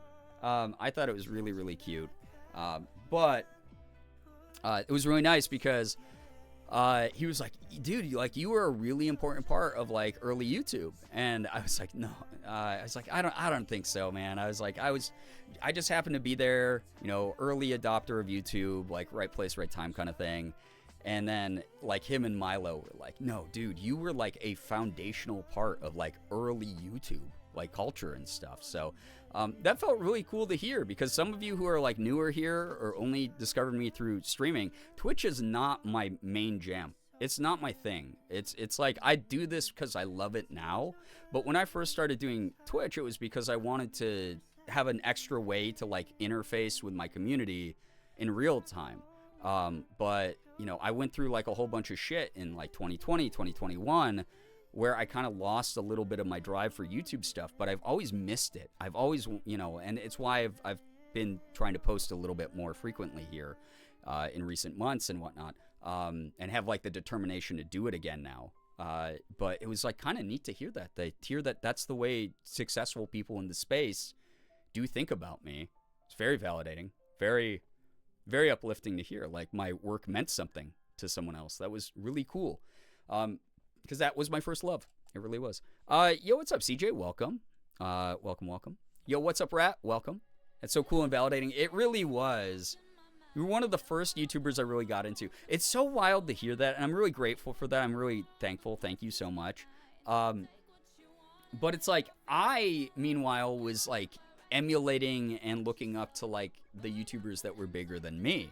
Being like, damn, how do I get to that level of confidence or that level of polish, or just get like, you know, that comedic beat and like vibe that they got going and that friendly, welcoming energy. I was trying to master that stuff and thinking I was flunking out, right? And then to hear people be like, no, you were my YouTuber back in the day. Like, that's cool. That's really sweet. Thank you. Nye, hello, hi, welcome. It's so good to have you here. Thank you for the kind compliments. You as well, by the way. But I don't know. I'm at this point in my life where I'm middle-aged. But it's like I'm trying to think of like the impact that I do leave. I've been saying this a lot in recent streams. I don't want to just sit here and rip myself apart. It's a bad example. That's a bad role model. That's a bad public figure to sit here and set the example of, oh, you should always be, you know, cutting your own Achilles tendon all the time. That's not healthy. That's not right. None of us should be doing that. We all struggle with it.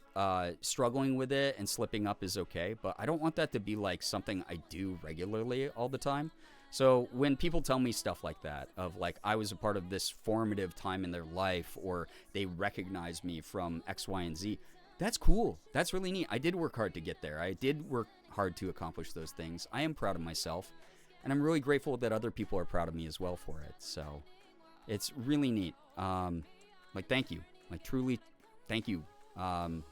It was because you weren't as loud and screaming all the time. It was nice. I did try to sort of set myself apart in that way. I still kind of do, but yeah, that's really sweet. Thank you. But that was a really cool story to hear. After party was great. I kind of hit like a wall when I was at the after party. So everyone, they had this really cool setup, all this like, you probably saw. Oh yeah, I never showed the like iron lung pictures, did I? Never did that. Let me show some iron lung pictures for you. The whole movie captured on my phone. So they didn't do Getty images for me and Morgan. They did, but I kind of like it because there's no watermark on it as a result. I kind of just get to show you Morgan and me looking freaking fab. It's kind of zoomed out. I have another better cropped picture, I swear. I promise. There's a way cooler one in here. But we were classy. Morgan is gorgeous. Good Lord, dude.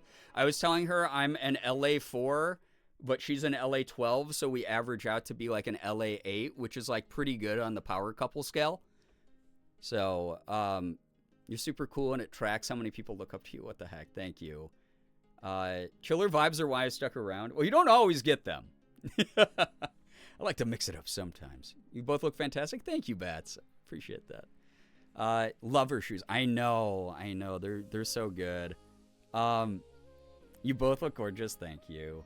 But it was really cool. I didn't take nearly as many pictures as I wanted to at the after party. Like, this was us with Sachi hanging out, which was great. I do this thing where part of it is because I don't care enough to be like, oh, I gotta take pictures with my famous friends. And then part of it is like, I don't know. I just get sometimes I feel like I'm annoying. You're both a 12. What the heck? Thank you. But I didn't get a lot of photos. The fits were amazing. You both look beautiful. Love the shirt that Morgan, the short that Morgan did to show her creating her fit too. Yeah, she was agonizing over it, but she was great. Mods get her. Oh my gosh. Love that picture with Sachi. So good. Yeah. The only people you see me in pictures with during this are because the photographer walked up to me, or the friend was like, hey, you gotta get in the shot with me. My jaw dropped when you posted those outfits, y'all together. Oh, thank you.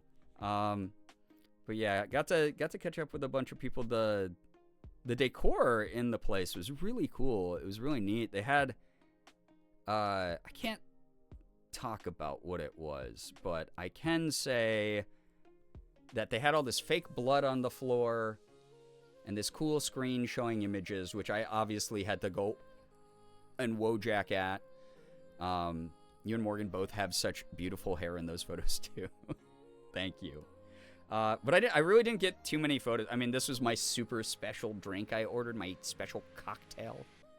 Reunited with Milo. Yeah, so another Milo story that's really funny. Sure, perfect timing. I was just telling the story that was more about Charlie, Slimesicle, taking me aside and being like, you inspired me in the early days, and me being like, I thought you were a little shit.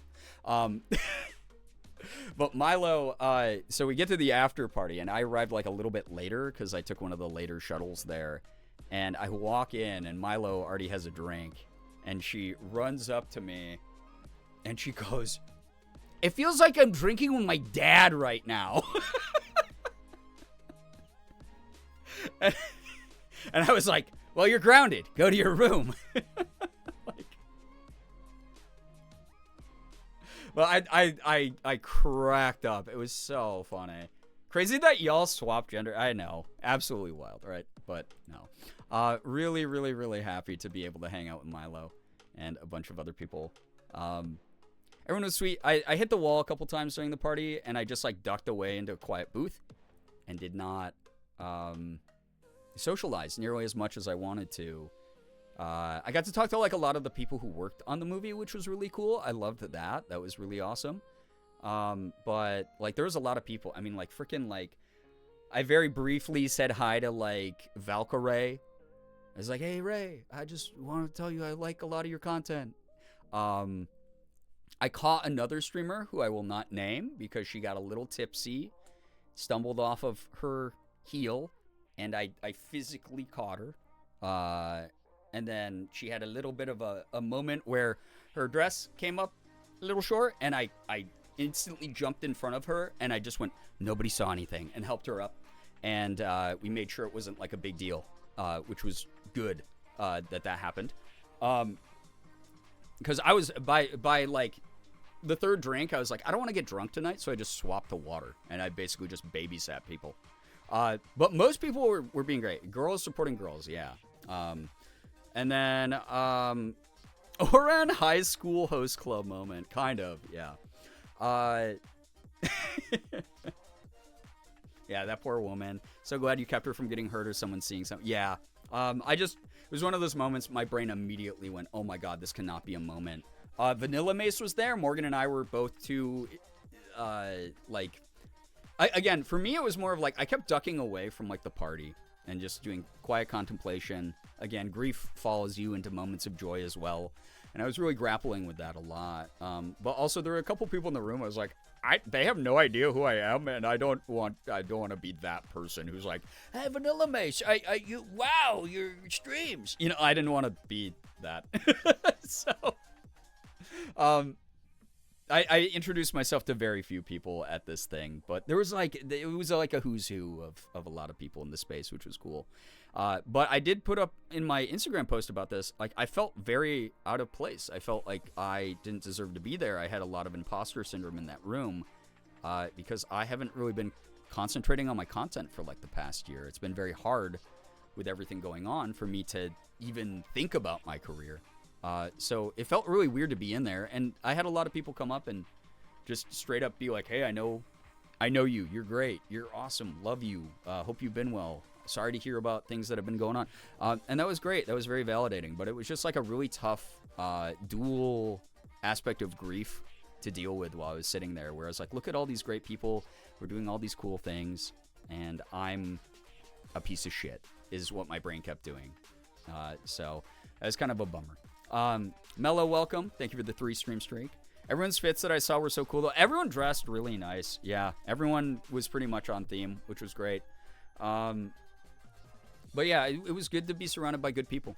Good people lifting me up and supporting me and being very understanding about the moments I just needed to take a breather away from the typical party life stuff. Again, a majority of the trip was Morgan and me rotting at Ethan's house. Just hanging out with him, doing very low-key stuff, which was kind of great. But the after party was cool. It was good to see people. It was good to be able to like talk about the movie. It was cool to see it. It was cool to know that people wanted to invite me into those rooms. So that was very nice. That was really cool. But there was like a few people I was like too intimidated to approach.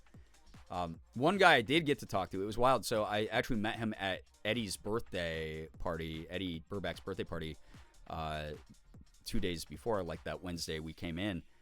Was the creator Nakey Jakey, who I've been watching. You know, I've been watching his commentary stuff for a long time. But I also, as you all know, I used to play a lot of Counter-Strike, and I was like very proficient at Counter-Strike, and like long before I made content. And so I went up to him at Eddie's birthday party, and I was like, dude, I've been following your Counter-Strike journey. It's amazing to see you essentially like self-teach until you felt ready for coaching, and then you got like really good at this thing, and you just wanted to share the process with the world through content. I think that's really cool. Hope you're able to find some grounding and quiet during those condemning voices. Yeah, I did. I really did. Thank you so much, Worm. I was able. People were really respectful in the moments I had to like duck away and just like sip on a water or something. But yeah, Jakey like was like, hey man, thanks so much. That really means a lot. That like he's like, all I really want to do with my content is make stuff that people are genuinely interested in in watching, and like maybe it will inspire them to like try out a skill that they've always wanted to get good at and maybe didn't have the motivation to. And I was like, yeah, you can really tell in those videos and the streams you've been doing, and I think that's cool. And I went, oh, cool, typical LA meetup, because he was like, hey, what's your name again? And I was like, Brian. And he was like, Brian, super great meeting you. And I went, oh, typical LA meetup. We're not going to ever talk again. He's not going to remember shit about me. Because I have trouble remembering people's names when I go to those types of events. But then at the after party, after the premiere, he was there. And he saw me. We were actually waiting for the bathroom. And he came up behind me and was like, he's like, oh, hey, man, it's so good to see you again. Oh, my gosh. Like, hey, thanks so much for all those kind words you said to me the other night. That really meant a lot. That was really cool. And I just thought that was sweet because you do hear all the stories of, like, people at these things misbehaving. You hear these stories of people who are really fake. You hear, the lack of connection because everything's so superficial. But everyone who is, like, in that room of people was forging new friendships, forging new connections, being so, like, united. We were all there, like, supporting, our mutual friend's big, giant movie release project, and getting to talk about the art he had created and talk about the art he had created with him. And that was really cool. It was just really neat, this moment of togetherness, and I had a lot of really good energy from all my interactions, even though the gas in the tank was just so low. I just kept being like, I gotta duck away. I gotta be out of this thing. It didn't help that the DJ at it, bless their heart, they were wonderful. Shout out DJ Boy Wife. But they were blasting like Charlie XCX at max volume, and it would be like, hey, it's really great to meet you. What? I don't think that there's any meat here. And it was just, no one could hear each other. It was just insane. So that part kind of was the overwhelming aspect of it as well. But overall, the trip was very rewarding. It was very recharging. I'm glad I went. Again, I think the biggest takeaway I had was it was good to laugh again. It was so good to be able to meet up with all these people that I haven't ever gotten to talk to and meet up with all these people I haven't talked to in years, to catch up, to have a lot of people be like, hey, I don't reach out a lot, but I have been keeping up with what's going on, and I'm just sending you all this love. And that was good. It was healing. It was good. It feels weird now. I feel like in this like weird state like this. That's why this stream has been an hour and a half of me babbling and not really making too much headway in the stories I'm telling. I just is recharging, but now I kind of don't know where I'm at. I still need more time to grieve. I still need more time to recharge. But I've also done a few streams since everything's happened. I've taken this big cross-country trip that helped me shake out of my own head of like negativity and depression a little bit. It's very good that happened, but at the same time, I'm not like 100%. I'm not like ready to tackle my streaming and YouTube schedule and stuff full force the way that I was before any of this went down. So I'm really grateful. Thank you for bearing with me. Thanks for being patient. Everyone's really great, like truly. I've never felt more support in my entire life. It just means a lot. Thank you. It's really cool. So, yeah, I don't know. It's weird. I had a great therapy session where I was talking to my therapist about it and talking about ways I've been trying to like ground myself and how I know it's supposed to be a mixed bag. It's not supposed to feel right. It's not. It's okay to not feel right because it's not supposed to feel right. So I'm doing the best I can. I hope y'all like, this is probably going to be like a shorter stream here tonight. Like I'll still make room for good news and stuff. We'll do a bunch of that stuff. But it was great. It was a fun time. Oh yeah, I never got to show y'all. There's like a couple things I was going to show you. And I got to talk about, I have an event tomorrow, actually, I'm going to be a part of, but I get to do it here from my home office. It's okay to take it slow. I appreciate that. I will be. Got some fun photos while I was out there. I did put them up on socials. Ethan got that. We didn't go to the streamer award, but the streamer awards, because I have no interest in going. But Ethan did get to present. Oh my God, why is my screen so bright, dude?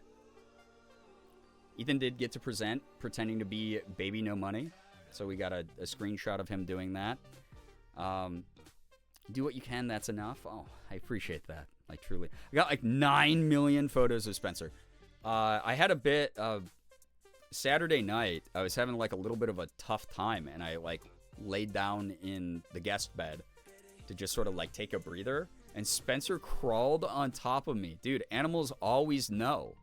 They always know. He crawled on top of me, and he was just cuddling me. And he's such a sweet lad. He's such a good boy. It's like he crawls up. He's so tiny, dude, for like a dog. His breed size typically is, right? Had a friend at the stream rewards. They did not inform me that Ethan was there. I mean, honestly, it's not that big of a deal. I will say that Ethan did not get home until like 2 in the morning. And so Morgan and I just watched Spencer the whole day. And he was like, are you guys sure you want to do that? Oh, I don't want you to have to do that. And we were like, we love spending time with Spencer. Like, God, I love that dog. That dog is a part of my heart as well. But yeah, we were like taking Spencer out to go to the bathroom and feeding him. And yeah, perfect creature. Literally perfect dog.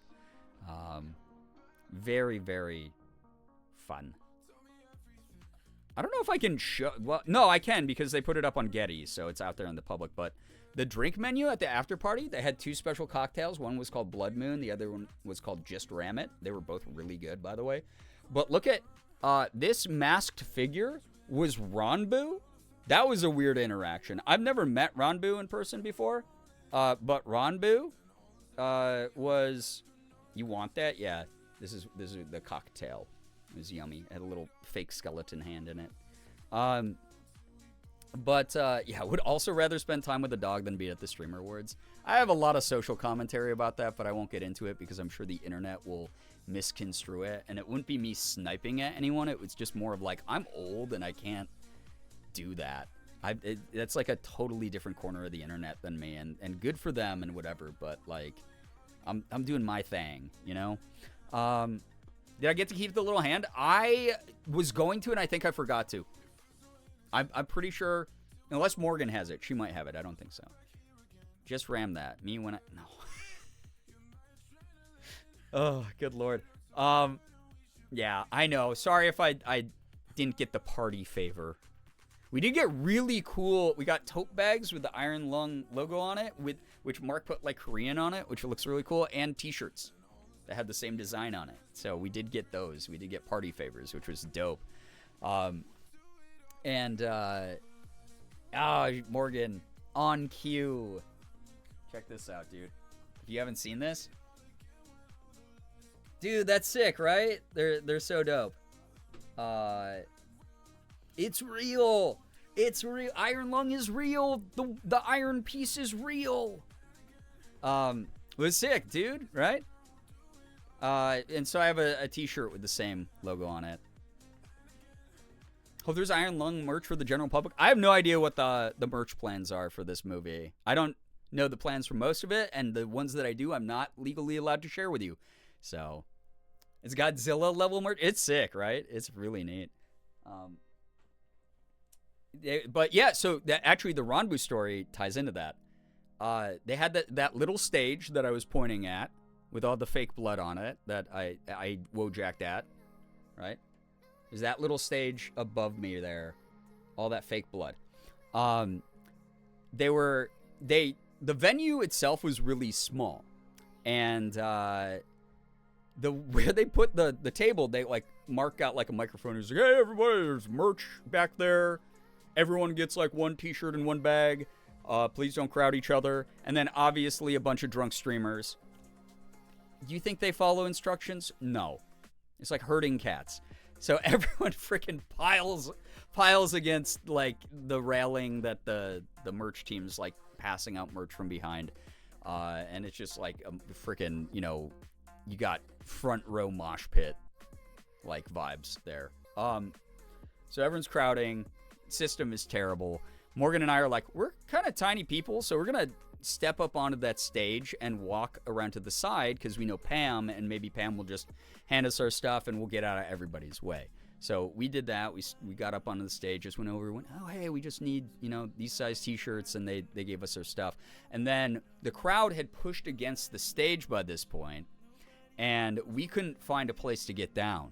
And then all of a sudden, this freaking gigantic 18-foot tall human being, Ronbu, is just like, are you guys looking to get down? And we're like, yeah. Oh my gosh, we need to get down. She's got crazy shoes on, so like we're gonna have trouble. And he was like, let me help you down. And he just offered his hand and he helped us both down. It was really sweet. It was like a really cute moment. So, very, very cool. Very cool to know. Like, everyone was just very sweet to each other there. Everyone was really sweet. It was fun to watch, even though we didn't get to interact with her. Like, Vanilla Mace is very sweet, very honest, very, like, truly that as frazzled as she gets in her content is truly that frazzled in person. Which is really sweet. It was really funny. Here, the exclusive, clip this, put it on Reddit, whatever. Vanilla Mace, a couple hours before, yo, Nico, take care. Thank you so much for dropping by. Good luck with the studying, by the way. Yeah, she's based. Yeah, so, but she is apparently just super nervous because, like, a lot of the, she blew up fast, right? So she's adjusting well. She's doing, like, cool stuff. Gets to take part in some, like, really neat things. But apparently the only person she knew at the premiere that she knew was going to the premiere, because she ended up, like, knowing a bunch of the people who showed up, but she didn't know they were on the guest list, was apparently Ethan. So, yeah, welcome to the world, little baby. She texted Ethan, and she was like, hey, do you mind if I sit with you at the movie? Because I don't know who else is going to this.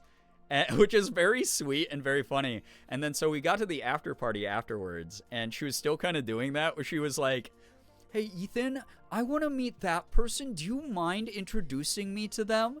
And it was, like, really cute to watch, because, like, we were, like, there, but not really interacting, just observing. And it was, like, actually very cute and sweet. So if you want a Vanilla Mace, if you want to go to r/Vanilla Mace, there you go. There's your clip. You'll get so many upvotes. But it was very, very cute to watch that happen. But yeah. What else was I going to show y'all? I had, so obviously, like, a bunch of you went feral for this photo of me, which was very nice. Thank you. I did feel pretty DC superhero handsome in that. I had one where I smiled, though, I promise. I smiled a little bit. Had a couple other ones in here. Like this one, I was smiling in that one too. Bark, I mean. Thank you. Speaking of, guys, look at this epic tug-of-war I got in with Spencer over one of his duck toys. Yeah, the smile. Call me the smiler the way that I smile. I won't lie, I had to practice smiling before we went. I have been and other people have gone through, like, heavy grief. Probably understand this, or if you suffer from depression, or if you are neurodivergent. I have the super fun triple cocktail of all three of those at the same time. But I, like, was doing, like, the neurodivergent, like, autistic smile, where I would, like, try to take a selfie, and I was like, how was that? And I was like, oh yeah, yeah, that's that smile. Yeah, your face just feels like it's locked. Exactly. So yeah. I wasn't smiling great in my photo, so I actually had to practice, because I was like, if I go onto the red carpet and my red carpet photo is me and it looks like I ate a bug like 10 seconds before it was taken, I'm gonna just end it all right there. So very RuPaul face you made. So yeah, I was very happy that the red carpet pics came out good. I will say this. So the reason we didn't get a Getty watermark on ours, I'm looping back to a bunch of these stories. Guys, there's callbacks. But apparently only people who had, like, publicists or were like the plus ones of people with publicists got into the Getty image site this time. So a bunch of us did not get Getty images. A lot of us just got straight up red carpet pics. But it was fine because I don't want the watermark to be in the way. And B, well, I guess that's really the only reason. I mean, it looks great still. Who cares, right? ADHD tangents sometimes bounce around again. Yeah. I'm like, oh, I'm reminded of something I was saying. So, yeah. That was fun. Dude, check out this picture of Spencer Boy also. He kept doing that and just showing his belly and having me rub his belly. I was like, what a cute dog, dude. You know what? Fuck you. Ungetties your images. Saw this on a lot of local businesses there. If you can't read that because it's tiny, it says, ice off my property, get a warrant. Fucking love that town. Love that town. Had that with my mom. Had a whole combo of ADHD tangents. I went back to my room and then came back out saying, I'm so sorry I remembered the tangent point I originally came out to make. I mean, it just took me like 50 years to tell the story of like going to the movie. So I get it. I get it. What else? We got some good photos. I'm not gonna ruin any of Morgan's because she is probably gonna put them in some stuff. I got a picture of Mark blabbing in front of the Iron Lung logo on the red carpet, talking about his movie. He's like, dude, basically also, so this doesn't have to deal with the content of the movie, so I'm allowed to talk about it. He went out onto the red carpet, had the microphone on. I turned to Amy. First off, I turned to Amy. I'm going to zoom in on this. I said, what the fuck is with the gloves to her? And she went, I don't know, it's a whole thing. So, but he's out there and he's basically like, yeah, so the movie is a piece of shit. And he wasn't like being like facetious. He was like, it's not, there's like some things about it I wish were like different or whatever. And we were like, what? And then everyone went to go, we all saw it and we were like, what the fuck are you talking, what, dude? Movie's pretty dope. So, it's a pretty, I don't know. Just like, yeah, the movie, I don't know if you guys are going to like it, but I hope you like it, basically. And it was fine. It was great. So, but what the fuck's with the gloves, right? What's with those gloves? Goose, welcome. Welcome to the stream. Yeah, I thought the movie was amazing. It was fun. It was really fun. Very, very fun stuff. So, yeah, he set the bar low. I don't know if those are fisting gloves. I don't know. I've never seen fisting gloves, so you'd have to identify those for me.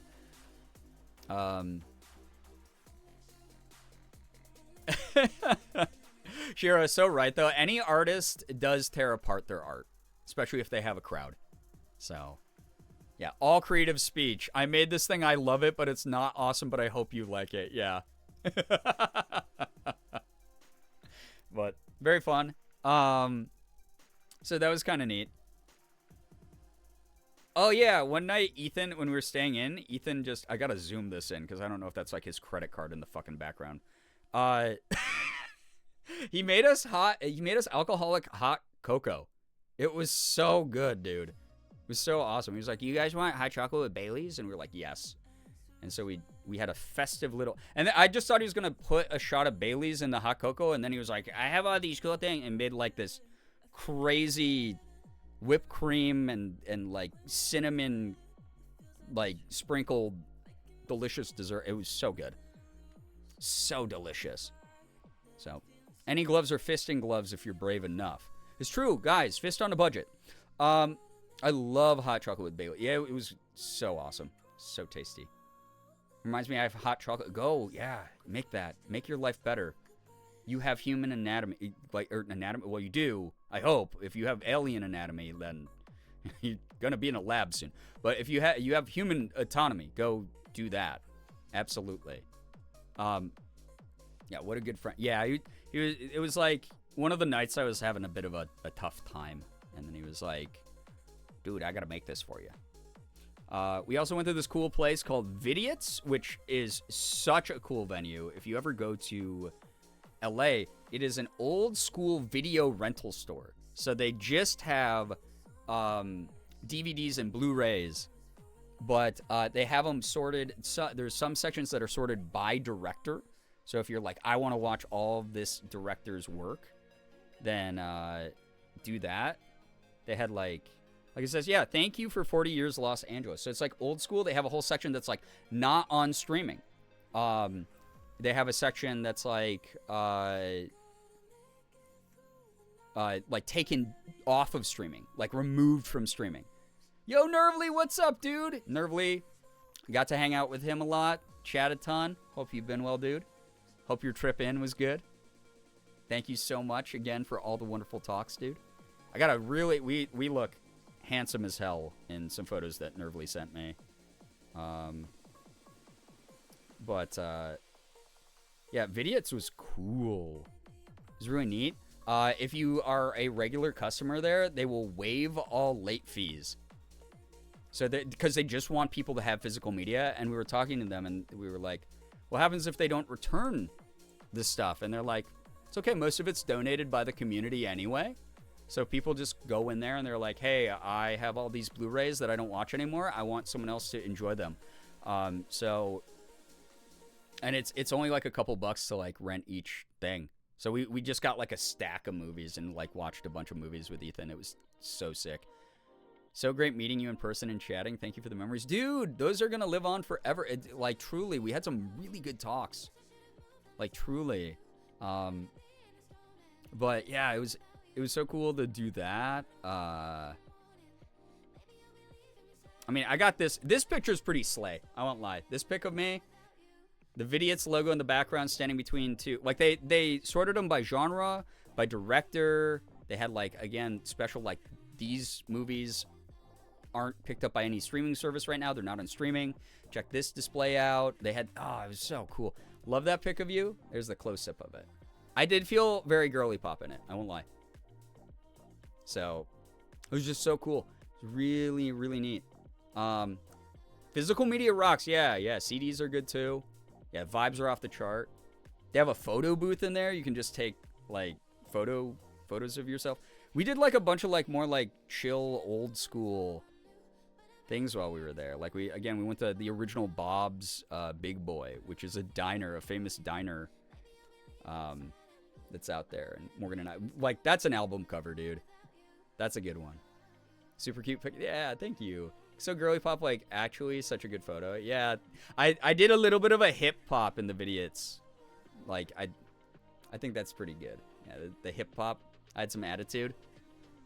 Your outfits were so cute. Thank you. I had like the best like biscuits and gravy breakfast plate that I've had outside of the South.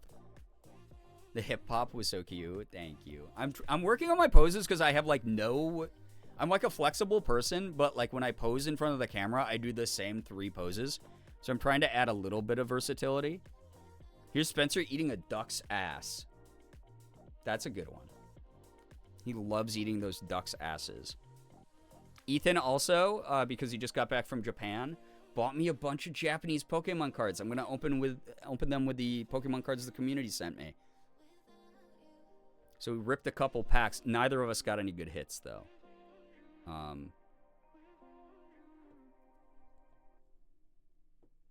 Don't say biscuits and gravy. I'll bust right as you should, though.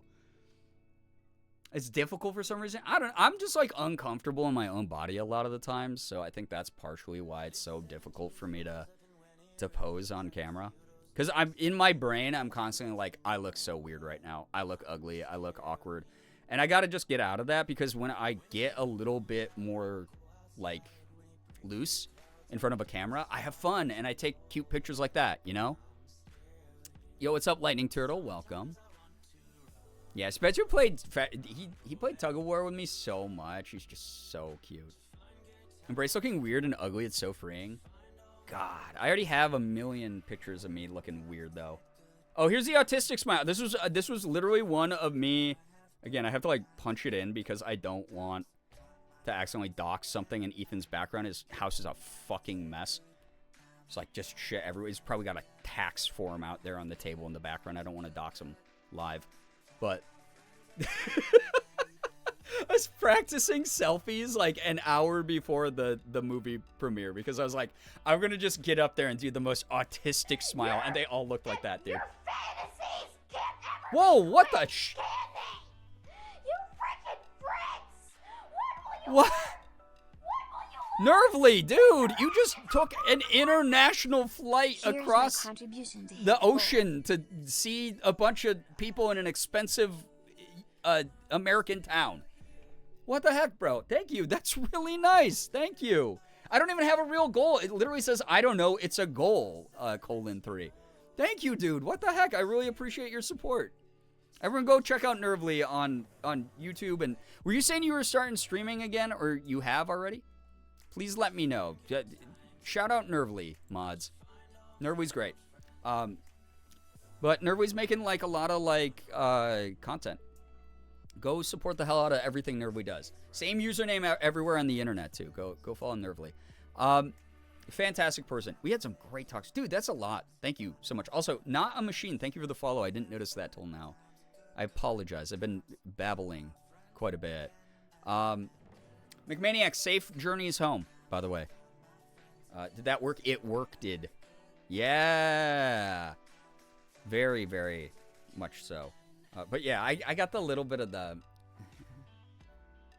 Because, as some of you know, I told a couple people this during the trip. I was like, they were like, hey, what's been up recently besides the obvious, like, bad shit? And I was like, I got diagnosed with autism recently. And I had a bunch of people be like, fuck yeah! And, like, give me a high five. And I was like, yeah, I guess! So that was a fun reaction. Did start streaming, yeah, started making a few YouTube videos. Go follow Nervely everywhere. Go support the hell out of him. Truly a very genuine, honest, authentic soul. Please go support the hell out of everything he does. So, I was waiting for that to happen. What do you mean? You were waiting for me to be diagnosed with autism? What gave it away? Was it the fact that I smiled that way? Brian trying to smile? Yeah. Literally, though, I look like the grimacing emoji. I would just, every time, I would be like, and take like a photo, and I'd be like, oh, that looks like a good smile in the selfie preview. And then I'd look at the picture, and it would be like, how did that happen? I was smiling, clear, like, in the preview, it looked good. So, yeah, the Gerbha emote was me. And, like, there's like 20 test shots that I deleted off my camera roll. I've known this for years. So did Lav. We used to talk about it. What do you mean? Oh, my goodness. There were no signs. I'm so neurotypical. Me, when I finally get a real diagnosis, yeah, people just walking up being like, bro, yeah. Making me well up. Dude, no, Nervely. I'm glad. I'm glad that you're taking what I've said about you to heart because you do make such cool stuff, dude. I'm really proud of everything you've done. I like how autism has gone from we do not speak of the ancient curse to same hat. Yeah. Yeah, when the Tylenol hits. Had the peer review before diagnosis? Oh, absolutely. When you look red carpet in the mirror, but the front cam says first picture day at school. Yeah. Oh, God. Yeah, Hoodie. I get it, dude. I get it. It's like, I've never been good at smiling, and I always used to think it's because my parents aren't good at smiling in photos, but I think everything I've talked about with my therapist, I think is pretty independent from that. Probably never thought you were because I never thought I was until the last few years. That's so fair. Everyone jumps and freezes at the high five, yeah. Hearing people celebrated you getting an autism diagnosis, they were probably excited too because they were like, we've been waiting. We've known. And it's like, now finally a part of you is explained to you and you'll, and we've known. It's so healing because growing up when someone around me got a diagnosis, it was treated like a horrible disease. It still is in some, parts of the world and the internet, which sucks. But like, that's why we're working to normalize that kind of shit here. I mean, I'm at the very least, before I got the diagnosis, I am incredibly neurodivergent. Like my ADHD is like intense, severe level ADHD. You know, there are many things about me that are strange. So, and strange doesn't have to be bad. That's like the biggest one. One of us, yeah. I don't know. It's just odd. It's just very odd. To have it celebrated though, right? So one thing if people are like, "Oh damn, that's crazy," and another thing where people are like, "Yo," and to be fair, it was like kind of them joking around about it, but like, yeah, it just God, what a mess of a. It's like all I could talk about. I was like, well, I don't want to talk about like the super shitty things going on right now. Like I had a couple people who were like, please talk about like your grief and what you're going through. I'm not uncomfortable about it. Here's how I relate to it, right? But having people be like, what else is going on? And I'm like, autism. And they're like, yeah. There are things you used to call ADHD symptoms that I was like, even though there is some overlap, these are most definitely not ADHD things. Well, there is a ton of comorbidity with other like neurodivergent diagnosis out there, but yes, it did hit the point where when I first went to my therapist, I was like, I have wondered, am I autistic? And she was like, I don't know, I don't like fully get the feel, but like maybe you've gotten super good at masking, and that was like years ago. And I was like, okay, cool, we'll put a pin in that, and we don't ever have to like revisit it. And then recently I was like, I kind of want to revisit this. And she was like, I think you should. So here we are. Logo, yo, what's up? Thank you for the 30 stream streak. That's wild. Autism does speak. Yeah, it's me. Also, Raiders, welcome on in. Please read the rules so you don't get timed up by me, a mod, or Nightbot. We'd hate to have that happen. Vanilla Strawberry Soda, hello. Thank you for your raid. We're playing My Sims Kingdom. That's so fun. I hope you had a blast. It was such a good time. Been sort of sus about myself for a bit now, and I've been wanting to talk about it with my therapist to get a diagnosis. Nervily, I gotta say, it hasn't changed anything about me because I obviously get to work for myself. I am not interacting with the greater public all the time. It's good to understand it. So like when I have weird interactions, I'm like, that might have been me. But outside of that, I'm not like I act any different because I have the diagnosis, but it is nice to have that understanding of yourself of like, wow, I had a full emotional breakdown because I couldn't find my favorite spoon. And like, obviously right now I'm giving myself a little bit more leeway because I'm like, I'm also undergoing terrible grief. The way I respond to anything is going to be a little bit weird right now. But there's been moments like in the past where I've been like, the radar pings are getting a little bit closer all the time. Oh, good Lord. It sounds more like they're kind of celebrating. Yeah, it was meant to be like a joyous joke kind of thing. Exactly, Skylar. But it's just one of those things where like my first reaction hearing someone be like, fuck yeah, like that, where I'm like, oh, I'm talking about this serious thing is, and then I go, oh wait, I didn't get the joke at first because I'm autistic. But also I have like the trained reaction where someone does that to me in person and I'm like, oh yeah, fuck yeah, like also, I can blend in because it's just been so many years of doing that. So I've been thinking about getting an assessment, but I'd have to find someone who could do it. Sliding scale. Fingers crossed for you. Again, figuring ourselves out is really up to us to want to do, right? So I hope that the people who genuinely want to get to know themselves a little bit better do have those opportunities. So, yeah. I'm glad now that I never got an official diagnosis here in the States, but I still love that my psych's opinion over a decade went from, I think it's just your ADHD with your depression and anxiety, to we can get the diagnosis if you feel you need accommodations. But it's that's the thing is like, I don't necessarily need accommodations. I'm going to act the way that I do. I'm going to mask the way I've learned how to for decades. But it's nice to know, again, like, hey, why the fuck am I having this like emotional freak out in my house? No one else is in the room. but I accidentally spilled a little bit of water on my favorite hoodie. Whoa, why did that happen? Is something else going on? No, nothing else is going on in my life right now. There's not like a deeper reason that I'm like transferring or projecting these feelings. Wow, it just is the injustice of I spilled on myself. Like, you know, it's kind of nice to be able to break that down and like understand it. So it's that autism shirt with the skeleton, you know, the one. Oh my God, I want that shirt so bad now. Now that I have the diagnosis, I'm like, I want the shirt. It's this skeleton. Autism. Yeah, be great with the flaming letters. So, yeah, Bats. That's the other thing too, is like second opinions are not a bad thing. It's comforting knowing why exactly we might feel a certain way instead of feeling lost and uncertain about where it comes from. Makes it, yeah, because then I'm shifting the blame from being like there is something wrong with me to like I know this is something that someone with my diagnosis would not react to in this societally understood way, and that makes it be like this is not me, this is this thing. Right? And that's still frustrating to a degree, but it's so much less self-destructive that way. It's part of the reason I've really allowed myself to start shifting a lot of guilt and shame off of myself and getting to a point where like I really hope I'm setting like a slightly better example to people who tear themselves apart the way that I do. Because I want to be a better example. I don't want to be a bad role model about like mental health shit, especially because I used to work in the field. That would be pretty... it'd be undoing the progress I made with people in the field years ago, right?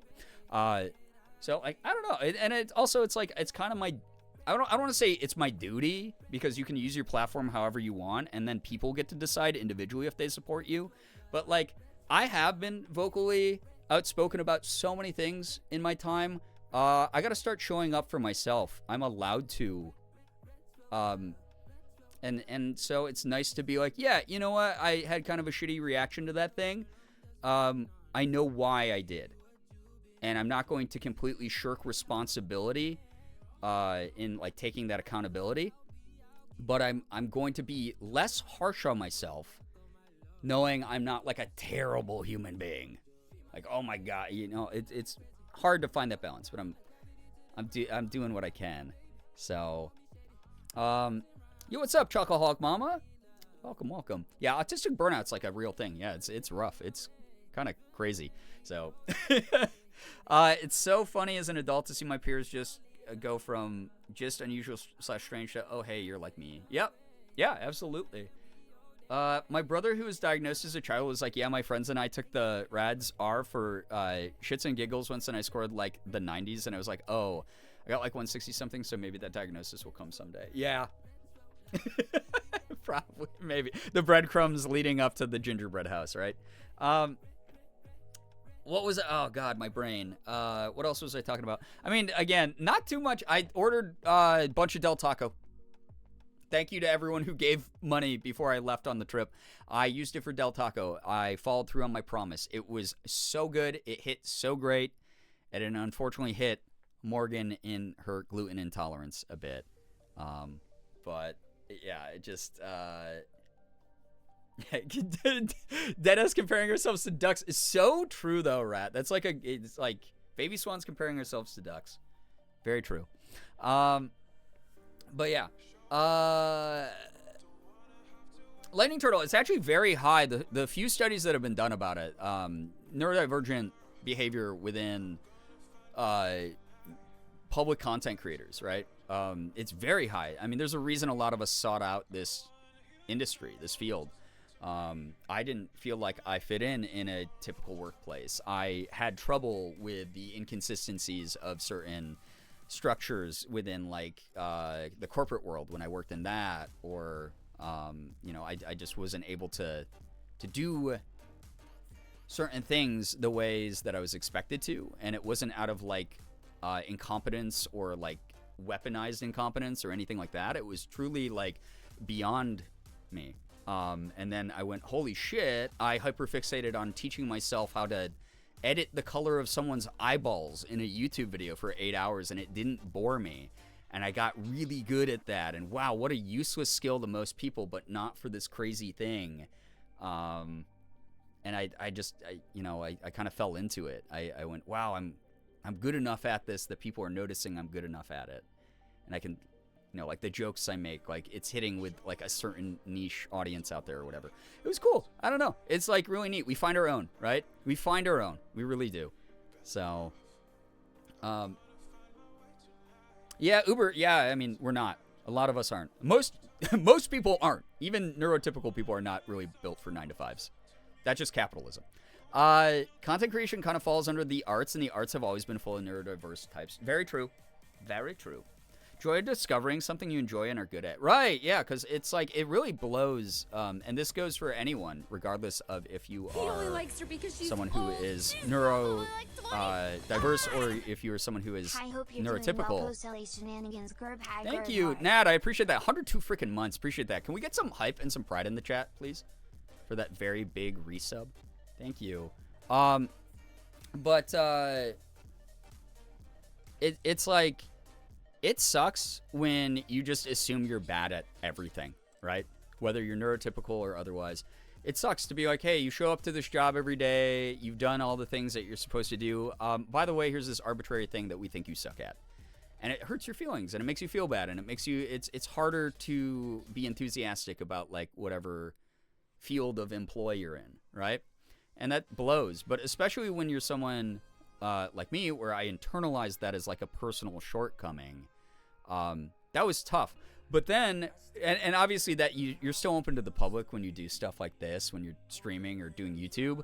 And I get criticisms all the time, right? I get people who just call me mean names or whatever. But it's a lot easier to sort through those and go, is this a real constructive criticism? Do I answer to this person? 100% of the time, no. And is this, is this something that I need to like internalize in any kind of way, right? And you kind of get to have that choice and a lot more freedom as a result. And it's really nice to be able to do that.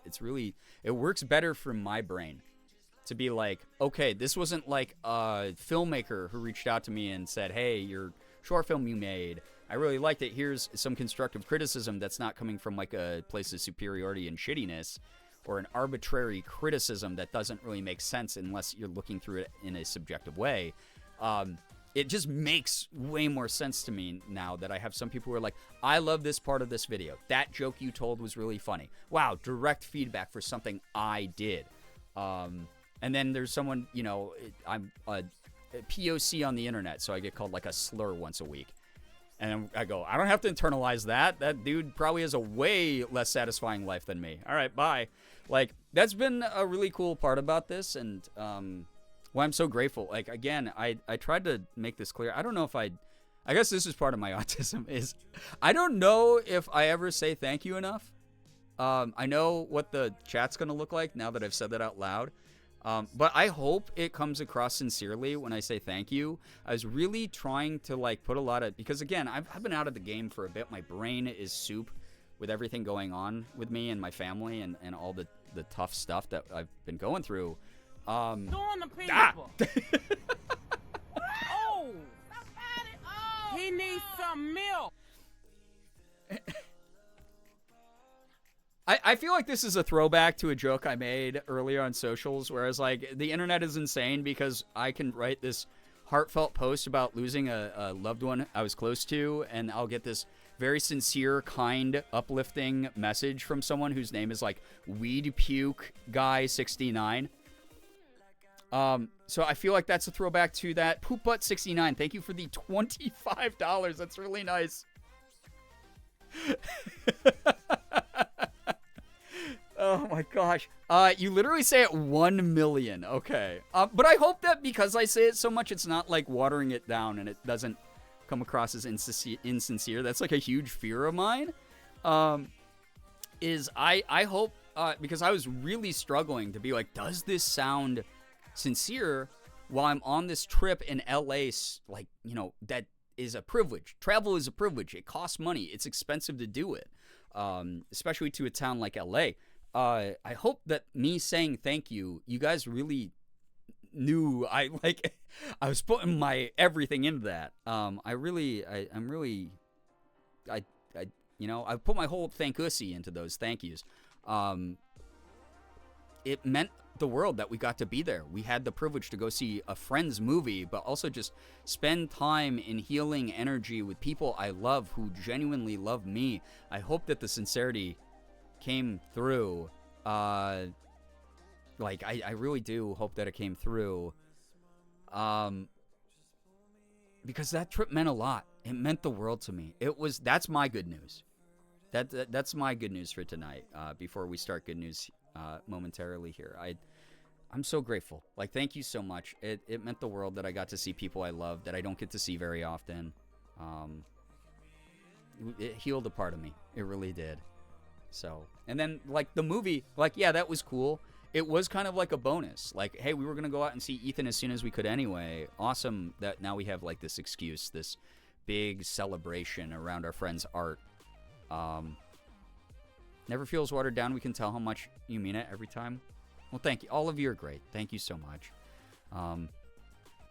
Yeah, exactly, Chocoholic Mama. Like, the more enthusiastically I say it, the more I'm like, oh, God, people are going to think I'm faking it. I'm doing, like, YouTuber voice. Oh, thank you guys so much. Like, where it just sounds fucking fake.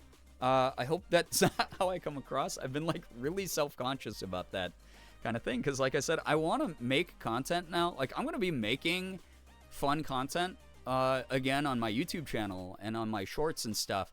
But I'm going to mix in like some more like grounded like mental health stuff, or like, hey, like I told you, I'm making a video called Grief is Strange or Grief is Weird, where I'm just going to kind of freeform talk about my grief. And I hope people stick around for that. I think that I hope they think that's cool. And I don't know. It's just like, I hope that people aren't like, oh, YouTuber who dried up and fell off trying to talk about some like super hashtag relatable topic to get clicks on their dying YouTube channel. Like, I hope I don't come across that way. I really hope I hope it's like a person who happens to have made content for a long time versus YouTube content for everything I do, whether it's fun or not. I hope that that's the way that it starts coming across. Because again, I'm getting older. I am. That's everybody. Everyone, all of us. We're the youngest we're ever going to be for the rest of our lives right now, right?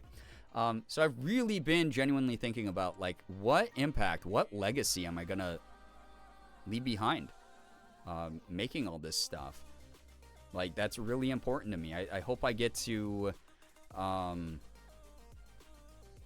share a part of me with the world that maybe inspires someone else to also go out and do something cool, or to believe in themselves a little bit more, or just laugh when they're having a tough time. Again, my big takeaway from my trip was it felt so good to laugh again.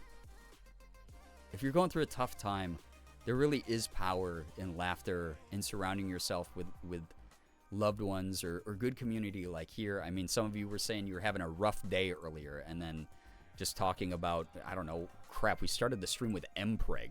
Like, what the hell?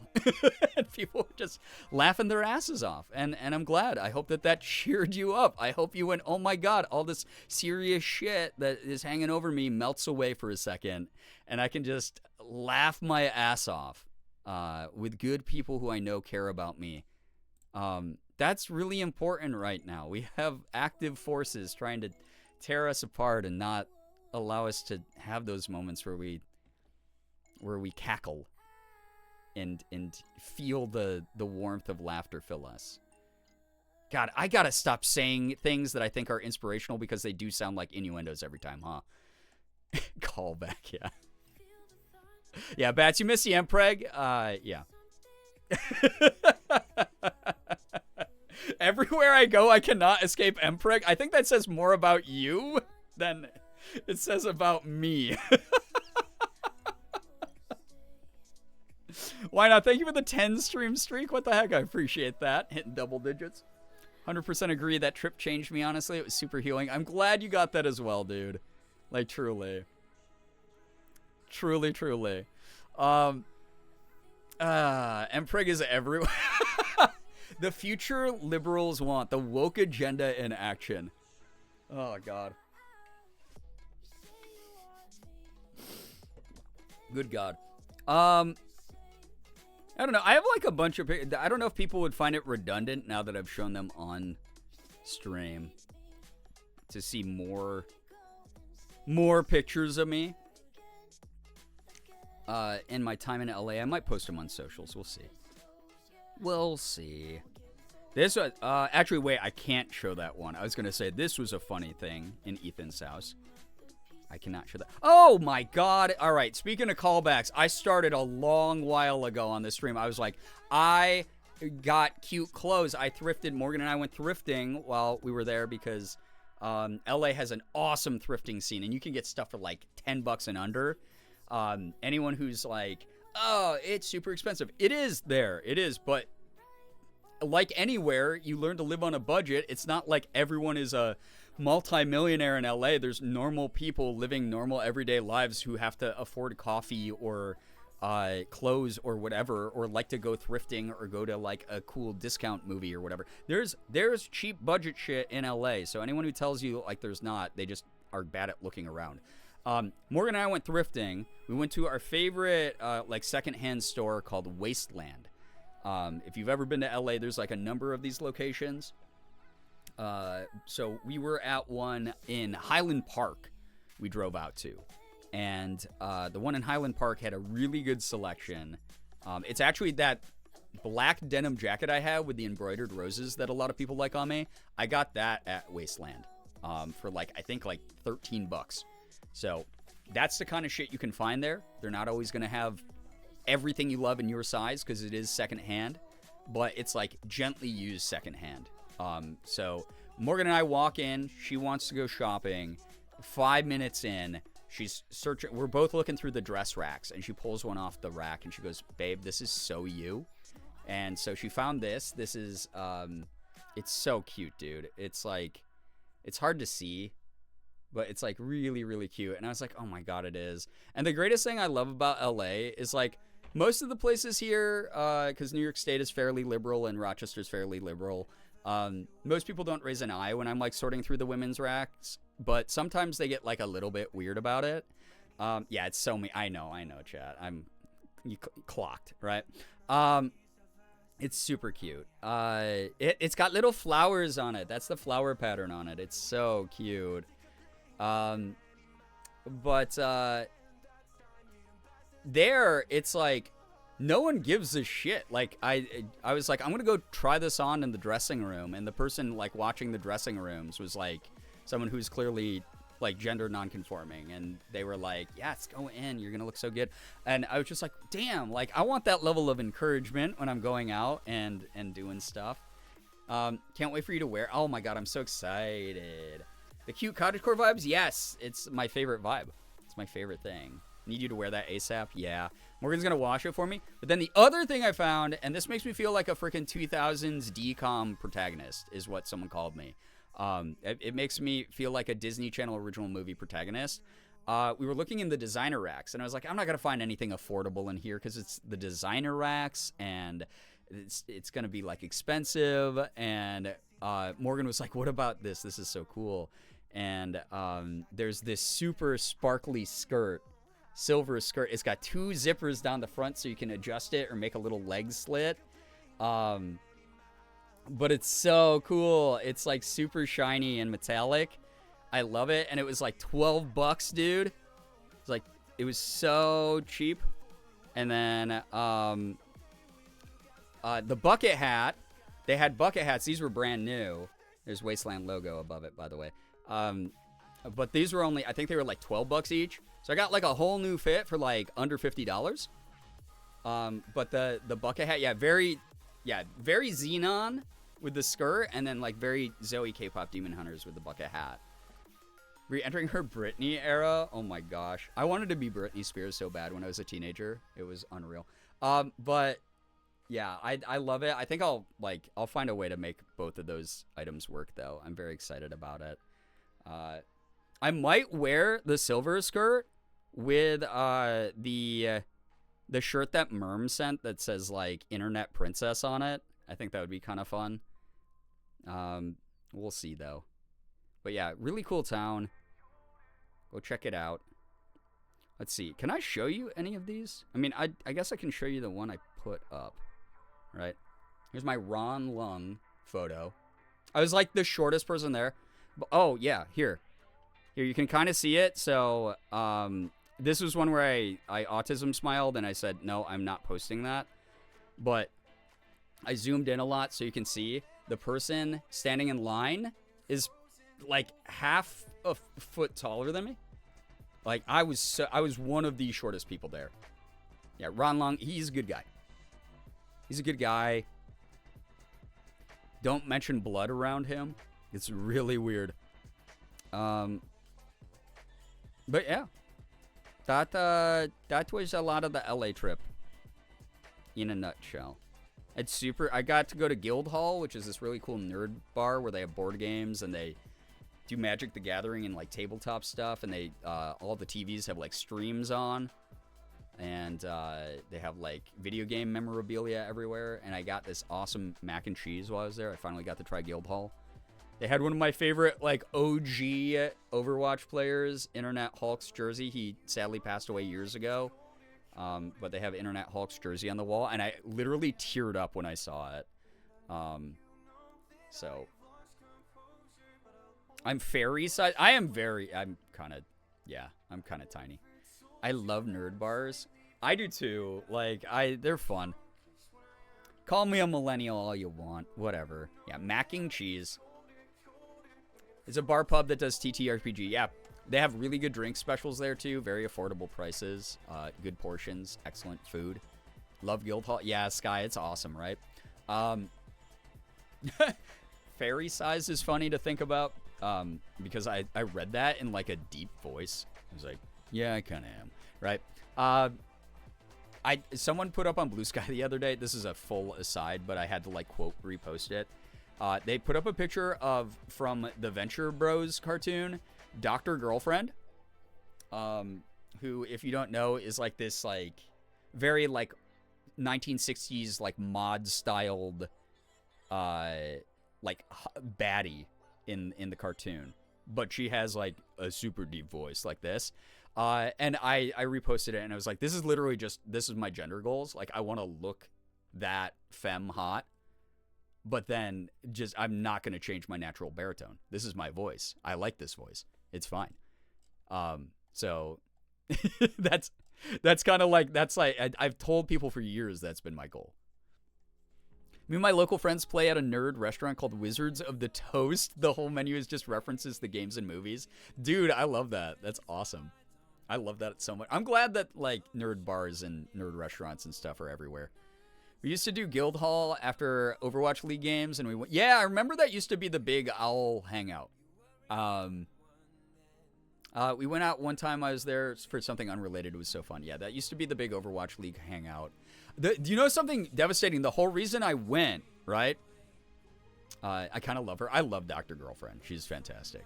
BRB YouTubing her. I hope you enjoy what you find. So, but I had been told for years.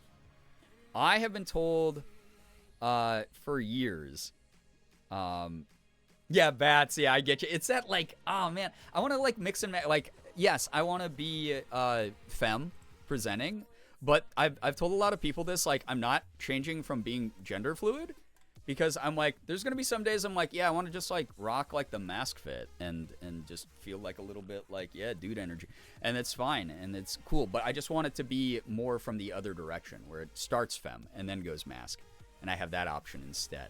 But anyway.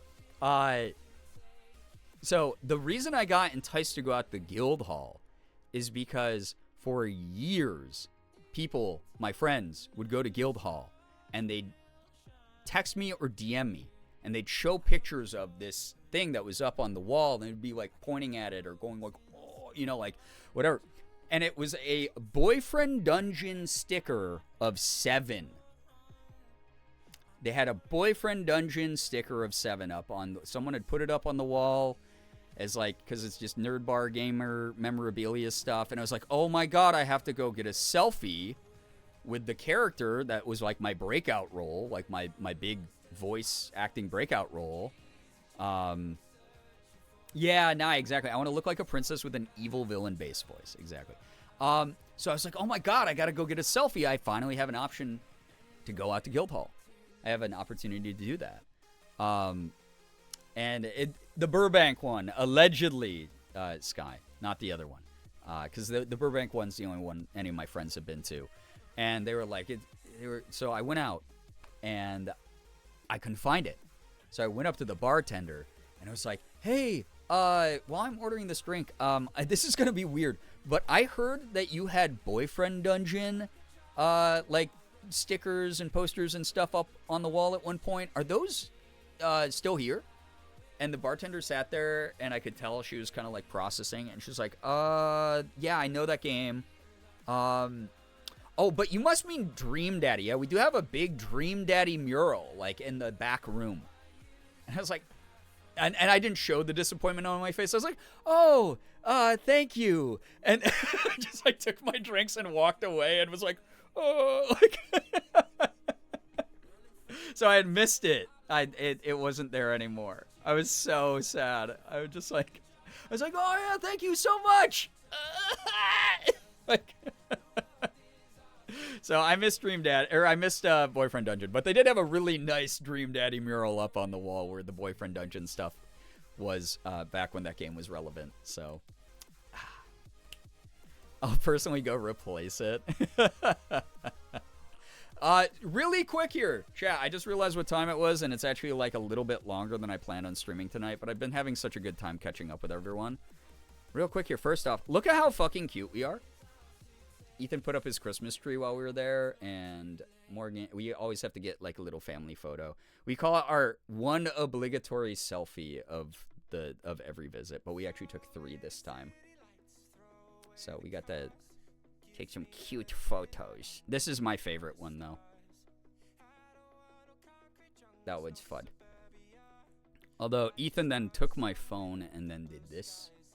So that... Thanks, Ethan. Hi, gays. Yo, what's up, Mouse? Welcome. Real quick, y'all might have seen a command in the title of the stream. ! Kasakhan. So, yeah, he is my little brother. You're right. Kasakhan. I talked about this briefly before I left, I think. And I pinged the Discord about this. But if y'all weren't paying attention to my socials or the Discord earlier, there is a fully remote, completely online, and 100% free... yes, that does make Ethan your uncle, Sky. Online convention called Kasakhan. It started back in 2020 because obviously we were all in lockdown, and a bunch of people said, how do we get a bunch of like voice actors and like gaming personalities and whatever together to still do these like panels for fans? Like, because we can't meet, we can't gather. So they set this thing up via Discord. There is an official Discord. If you go to Kasakhan's website, that's linked there. It will say like join the con or something like that is like the button you click. And if you click it, it brings you to their Discord. You get a Discord invite. And you'll be able to just attend the con online for free. But I got invited. This is my first voice act. This is the first con that has invited me to talk about voice acting. I've done 1 million for my content creation, being a content creator. But voice acting. They invited me on as a voice actor, which is really cool. A couple of my other friends are doing it.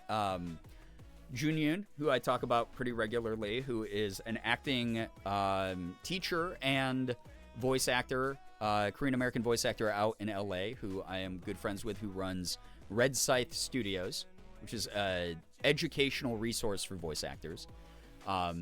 There is Christina Costello, or Asaf Casella, who is the voice of Cole in Genshin Impact, is the voice of like 1 million other things. Just announced a role in the new season of Record of Ragnarok anime dub. She's very talented. There are a lot of voice actors going to this thing, which is pretty cool. And we're just doing digital panels. So there's going to be video capture on my side. It's going to be this setup, minus all the goofy little overlays I have. And I'm just going to talk. I'm running a panel called Voice Acting, Content Creation, and Where They Meet. And it's going to be very freeform, very casual, me babbling about how I got into voice acting because of content creation, but also how you can leverage content creation to get into voice acting, and then as a voice actor, utilize content to sort of keep the Ouroboros going kind of thing, which is going to be neat. It's going to have a very big Q&A segment to it, so if you're someone who thinks of a good question that you might have for my... Not that I'm not very open about it here on stream already, but if you have questions about like voice acting and content and where they overlap and how you as someone who's trying to get into one or the other or both might want to be able to use it, instead of me like maybe missing your message here in chat, I might be able to give like truly professional advice in a professional setting. So going to be taking notes. Well, it's going to be pretty freeform. I haven't had a lot of time. They've been awesome to work with. They let me get all my material in last second because I told them about what was going on with my family. And so they've been really accommodating, but also I was like, just warning you, I don't have a structure to this. This is going to be me yapping. But the good thing is my two jobs of being a content creator and a voice actor require me to just talk nonstop. So as you've seen for the past 2 hours and 40 minutes, I think I'm okay at it. But that's gonna be my first voice acting panel, and I'm doing it by myself, and it's gonna be really interesting. But it's gonna be a cool way to hopefully introduce me and what I do to more people. So I learned the most from your yaps. I'm glad to hear it. I hope I can do an okay job of running this thing. I've done solo panels before as a content creator, and that has even less material to talk about, if I'm going to be honest. So I think this one should go pretty well. Can't wait to see. I do like that I get to do it from the comfort of my home, and that so many of you who wouldn't be able to normally travel and see me will be able to take part. But it's going to be 6 p.m. to 7 p.m. Eastern, I think is what that command says. If you join the Discord for CasaCon, I will be in panel room 2, but it's going to be, Friday the 12th, so tomorrow for those of you who are in time zones behind mine. And today for people in my time zone, and otherwise from 6 p.m. to 7 p.m. Eastern. So a full hour. So if I sputter and I run out of ways to vamp, I need you to ask me good questions. I will be normal. I believe it, because you do have a really long track record of that. So excited for you. Thank you. I appreciate that. My first time seeing a Brian panel at a con. Yeah, and obviously it's going to be like very different. Those of you who have gone to physical cons where you've gotten to meet me or just stand outside my capped signing line going, I wish I could talk to you. Which always used to make me so sad. It's part of the reason I frickin' don't like going to physical conventions as often. I don't like when they cap me. I'd rather just sign for like 6 hours or something. Like I'll go take a bathroom break now and then or something, but like let me just sign for as many people as I want to. Don't cap it at like 400 or whatever. That made me sad. So this will be a great way for you to see me sort of like in a presentation environment, and yeah, I don't know. It's a good step towards like whenever we do GerbCon. I've never been anything but normal. No one look at my chat logs. You know what? We're all the freaks, and you're normal, is what it is. Try to have some questions. I want to be an actor with my whole heart, and I'm here because I want you to be an actor with my whole heart. That's the thing. I think the silliest thing in the world is to gatekeep the arts from each other. So if I'm someone who has all this experience and success, I want to share that with other people. I want to be like, hey, this might not work exactly for you, but this is the stuff that did work for me. Maybe this will be a new approach or perspective you haven't thought of before, and you'll be able to apply that to like what you do. And then, because again, I shared the story of freaking Slimesicle stopped me and was like, dude, when I was young, I used to like look up to you and like have a secret rivalry with you and want to be more successful than you on YouTube. And like look at him now. He's got millions of subscribers on YouTube and shit. And I'm super proud of him. I don't feel jealousy or envy for that at all. I want everyone to freaking reach for the stars and achieve every dream that they have. I want that for everyone, because if it happened to me, why not you? You know? Why not you? That's the way I feel about it. So I want you to be an actor. And if I can facilitate that or aid that in even the smallest of ways, really happy to hear that. I want to be a positive part of so many people's stories whenever I can be. So one day we'll meet in person. Hey, one day it will happen. Excited for you. Looking forward to it. Thank you. I appreciate that, Nervly. But yeah, through your 8-week program for only $399.99 a month. Always value your input and appreciate how much you share. I mean, listen, I paid the big cost of acting classes, so you don't have to. I'll be asking the questions about networking. Okay, that's a really interesting. I will be prepped for that because I've had a million conversations about networking, the stigma around the phrase, and what it actually means versus what it looks like, right? Because I wouldn't be where I'm at without the friends I have. And I didn't become friends with them because I hoped I would get something out of it. I worked myself. Well, I'll save it for the panel. How's that? So, anyway, yeah, everyone, you are all required to have an imaginary rivalry with me and then reach out to me when you're more successful than me, and I'm going to be goddamn proud of you. That's the way it should be. Absolutely. Yeah, I'm socializing acting school because it's fucking expensive, dude. Like, truly, it is one of those things. And that's the other thing is all acting coaches I have been like, I learned from this person, and now I'm passing on what they taught me that allowed me to get all these cool roles. I'm passing it on to you. So I'm just continuing the chain. It's like, yo, I hope I'm economic. Morgan tells me all the time, she's like, you could probably teach, like, a voice acting 101 class at this point. But, like, also, I don't, I'm just giving it to you, you know? So, our rivalry isn't imaginary. It actually really hurts to know someone only wanted to befriend you for an ulterior motive. I have people in my circles and spaces who unfortunately have social climbed me to get to where they are, and it does bother me. But also at the end of the day, it's like it theoretically doesn't really affect me because they're not stealing opportunities from me. In this field, you get to make your own opportunities, and I will. I'll continue to do so. But there are, unfortunately, like people who, like, I know who social climb, and that's never a good thing to be known for, because then you notice your private circle start to get smaller and smaller and smaller when it theoretically should be at least stabilizing, you know? So, my nemesis Twitch user, Girbeagly.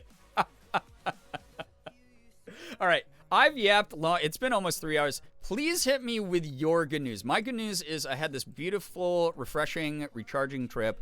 I laughed so hard.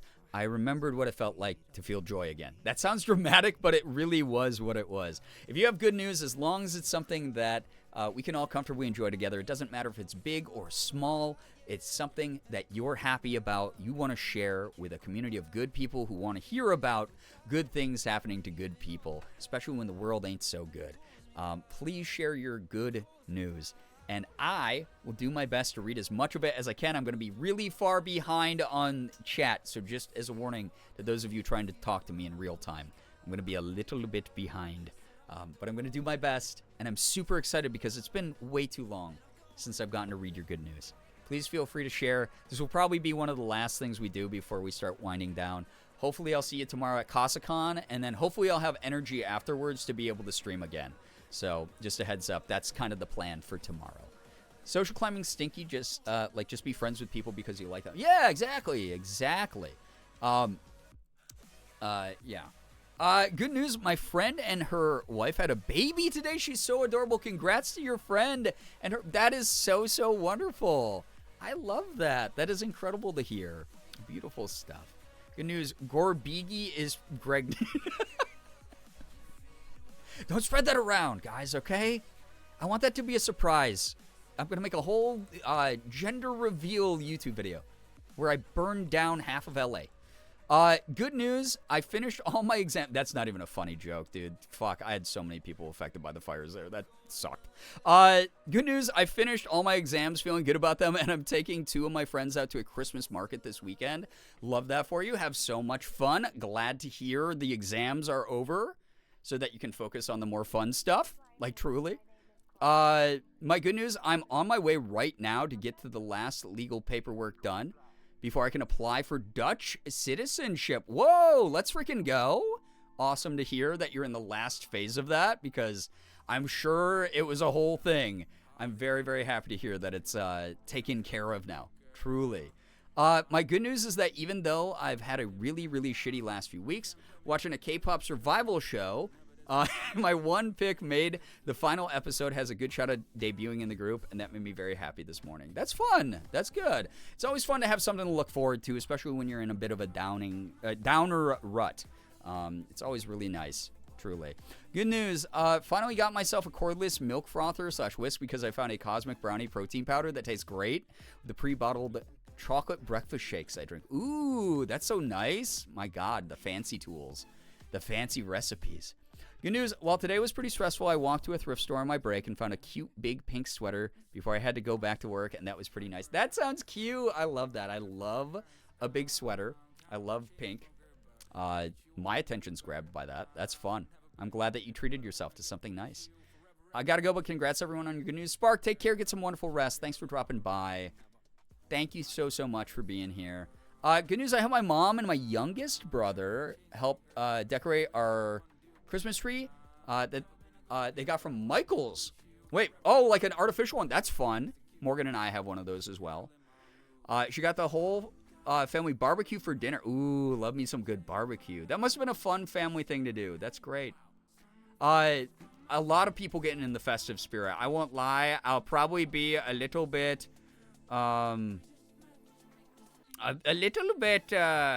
just, oh no, Nightbot. Yeah, sorry, Bats. You had a great message. I was like, what did Bats do? I don't think that Bats would have done anything. They don't seem like someone who would do something bad. I'm sorry, Nightbot got you. A lot of people getting into the holiday spirit. I forgot that Christmas is in like 13 days. I won't even lie. I like completely fucking zoned out. For good reason. But good Lord, it's going to be a weird holiday season for me. So I am vicariously living through a lot of people's festivities this year. Good news, I started at Disney World yesterday. My roommate got me a Zero Base One album to celebrate, and we're going to see FNAF 2 tomorrow. I hope you have so much fun at FNAF 2. Oh, dude, that was one of the coolest things that I got to do when I was in LA. I forgot to share that. Some of you might know a very old school FNAF YouTuber named Dawko. I've adored Dawko for years. We've been mutuals for 10 years now. We have been mutuals and friends online. Never had a chance to meet in person. He was at the Iron Lung premiere, and we got to hang out, and he came up, and he gave me this huge hug, and he was like, Brian, it's been, oh my God, it's great to meet you. It's 10 years. And like, he gave me this huge hug, and it was so cute, and it was such a like, OG YouTubers moment, like that we got to meet up. But he got to go to the FNAF 2 premiere also. So he went to 2 American movie premieres this past week, and he had so much fun. He said FNAF 2 is fun. I think he has like a cameo in it, actually, is what he said on socials. But Mouse, that's so fun. Congrats on the job. Really hoping that you and roommate had just a great time celebrating and have a wonderful time tomorrow with the movie. I've heard it's really fun. So, let me scroll down and get caught up here. Real good news is my Friday, and I have nothing to do this weekend for once. I would like to sleep for 100 hours. Merm, catch up on that sleep.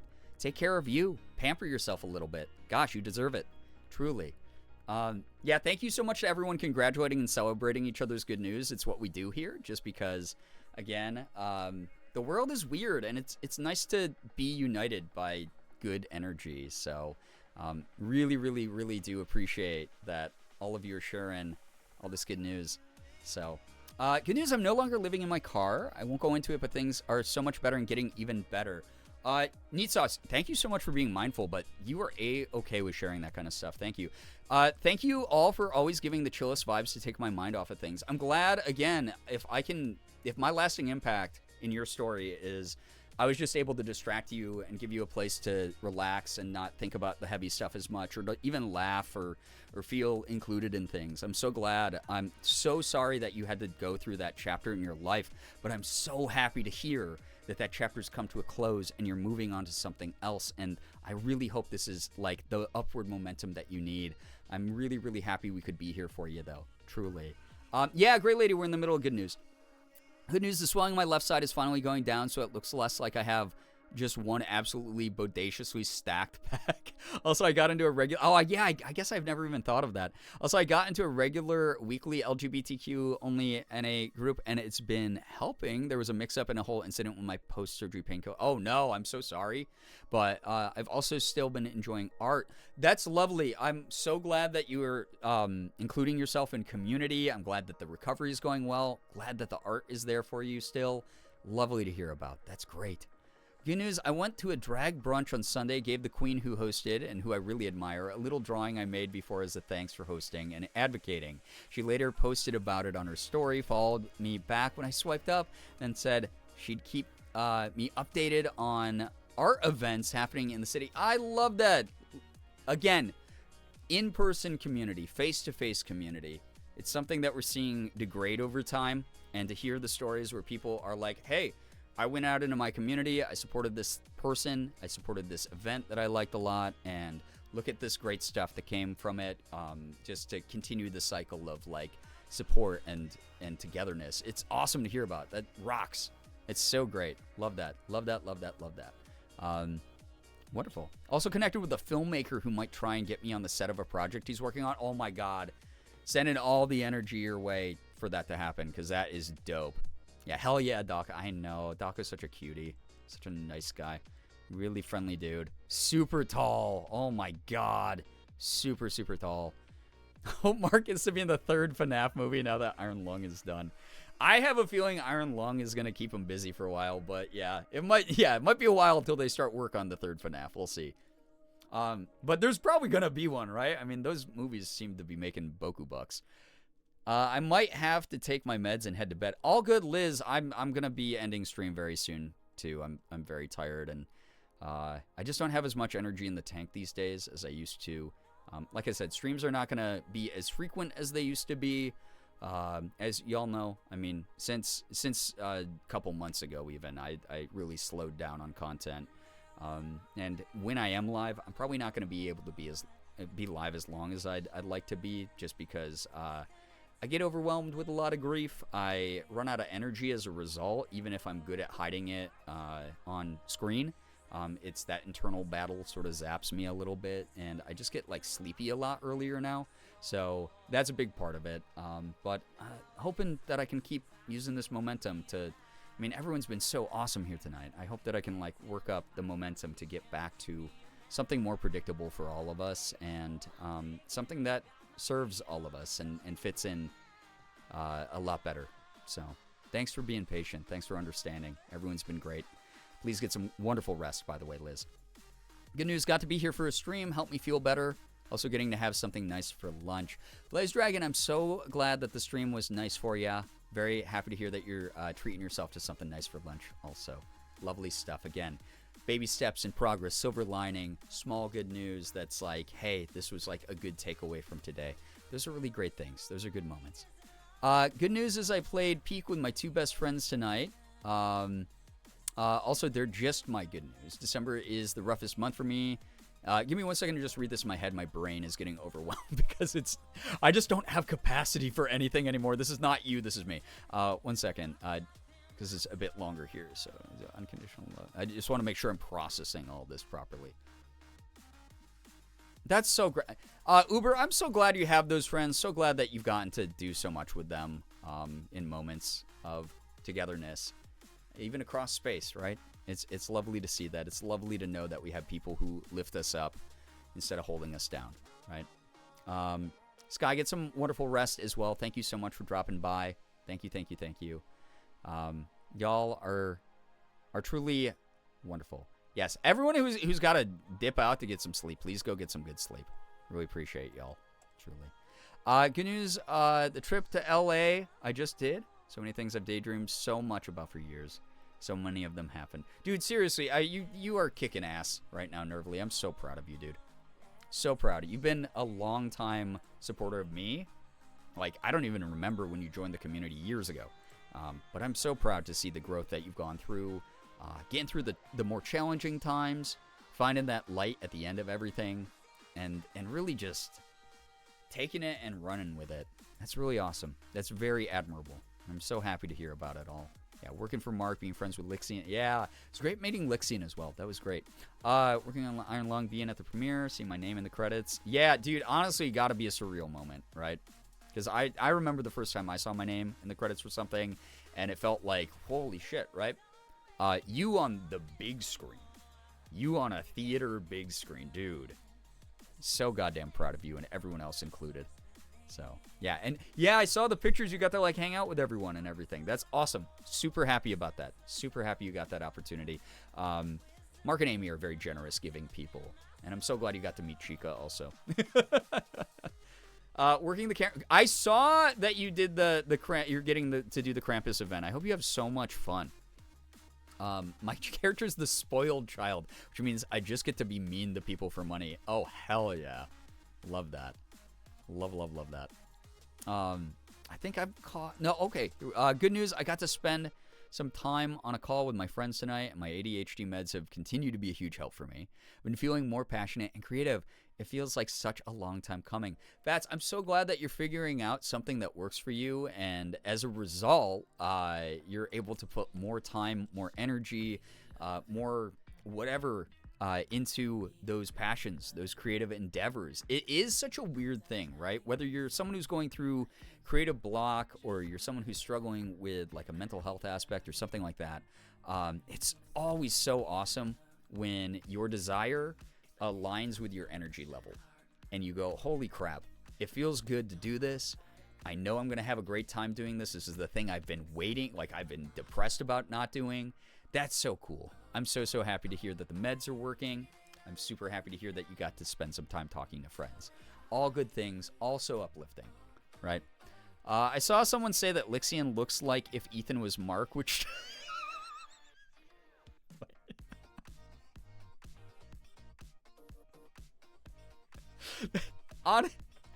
After just having spent time hanging out with Lixian, kind of accurate. That's really fucking funny. Because that's not an insult to anybody who's mentioned in that. Not to Lixian, not to Mark, not to Ethan. They're all very handsome lads, right? But it's a very accurate descriptor. Oh shit, that's funny. AL, hello, hi.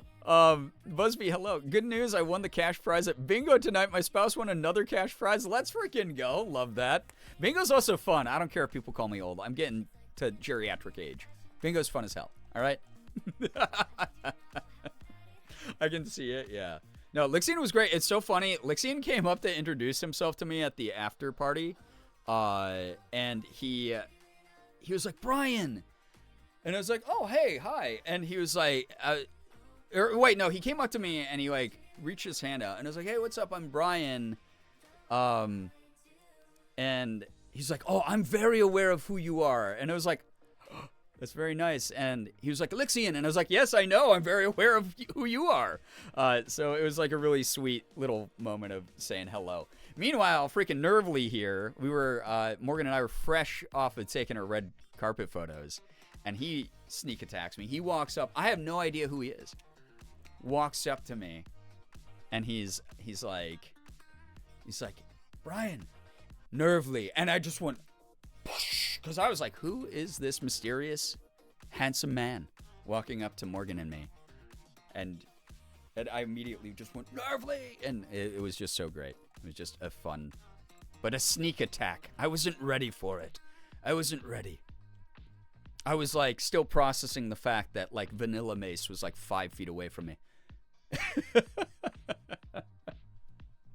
Oh gosh. And sitting there going, I hope I did not smile like an absolute fool, a court jester in my red carpet photos.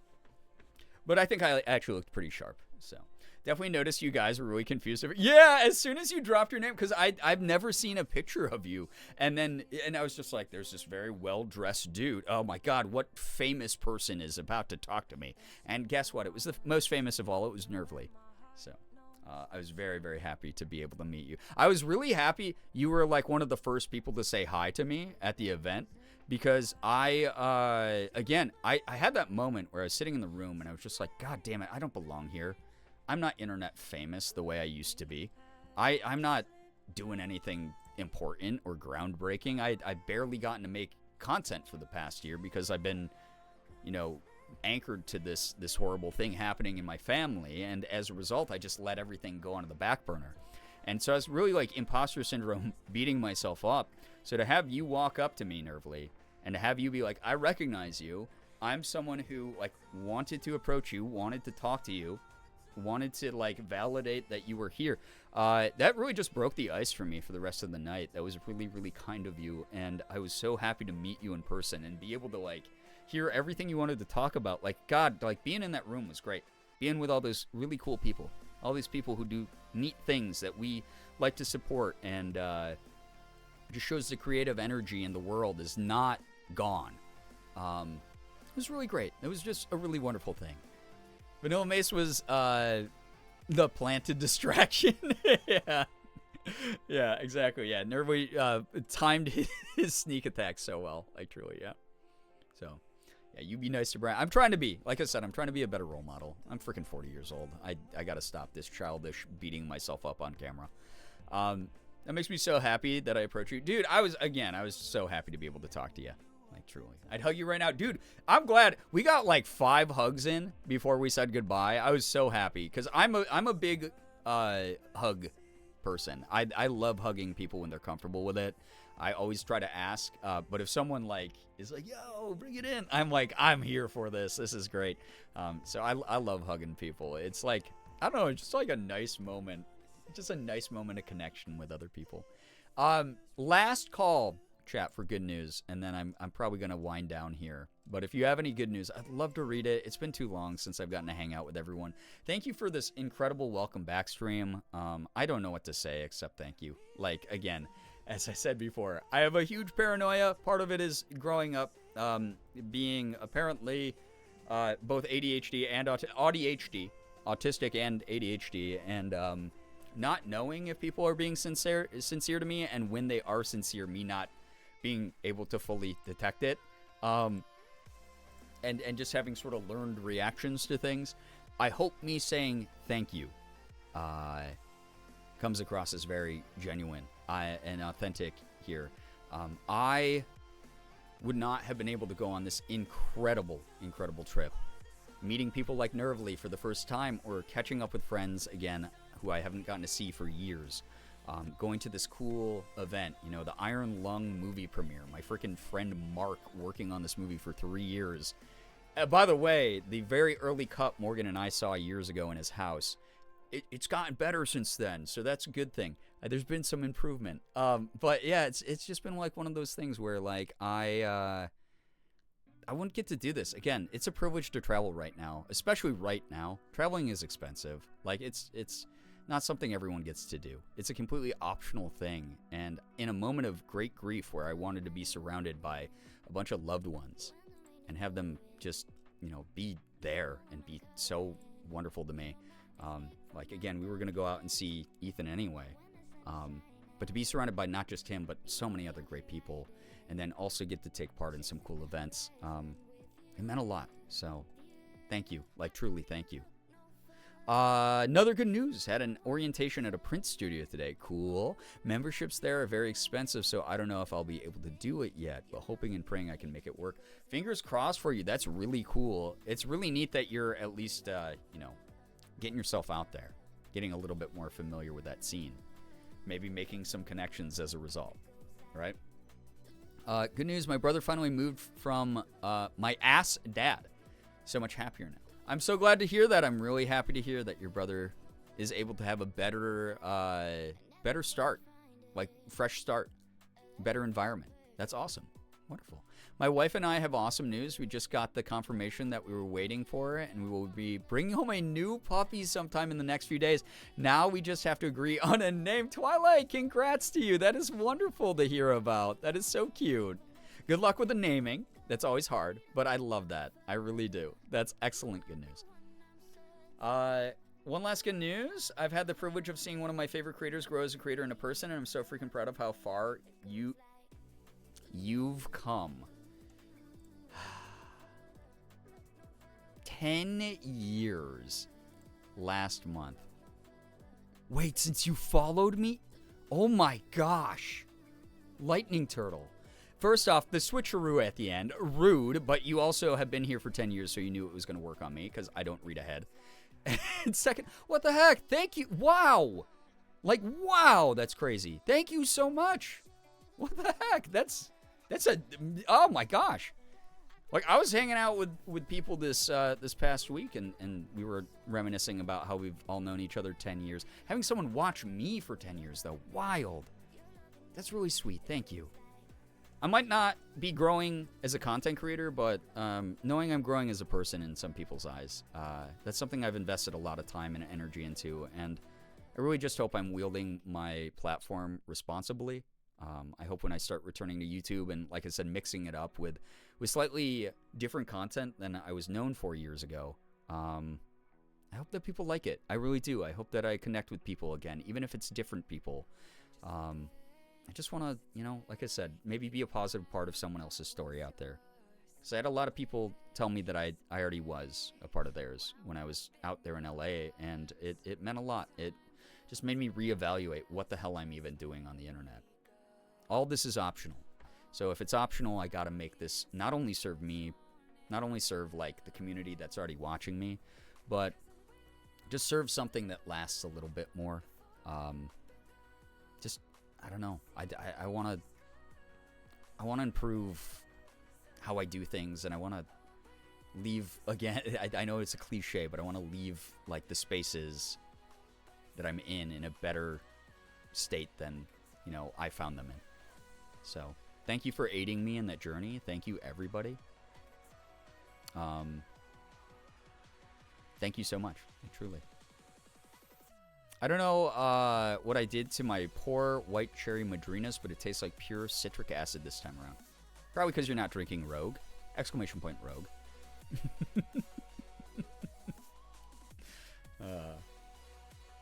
Y'all are great. Found you through Mike? Wild. That is actually really wild. Swisher was very sweet, yeah.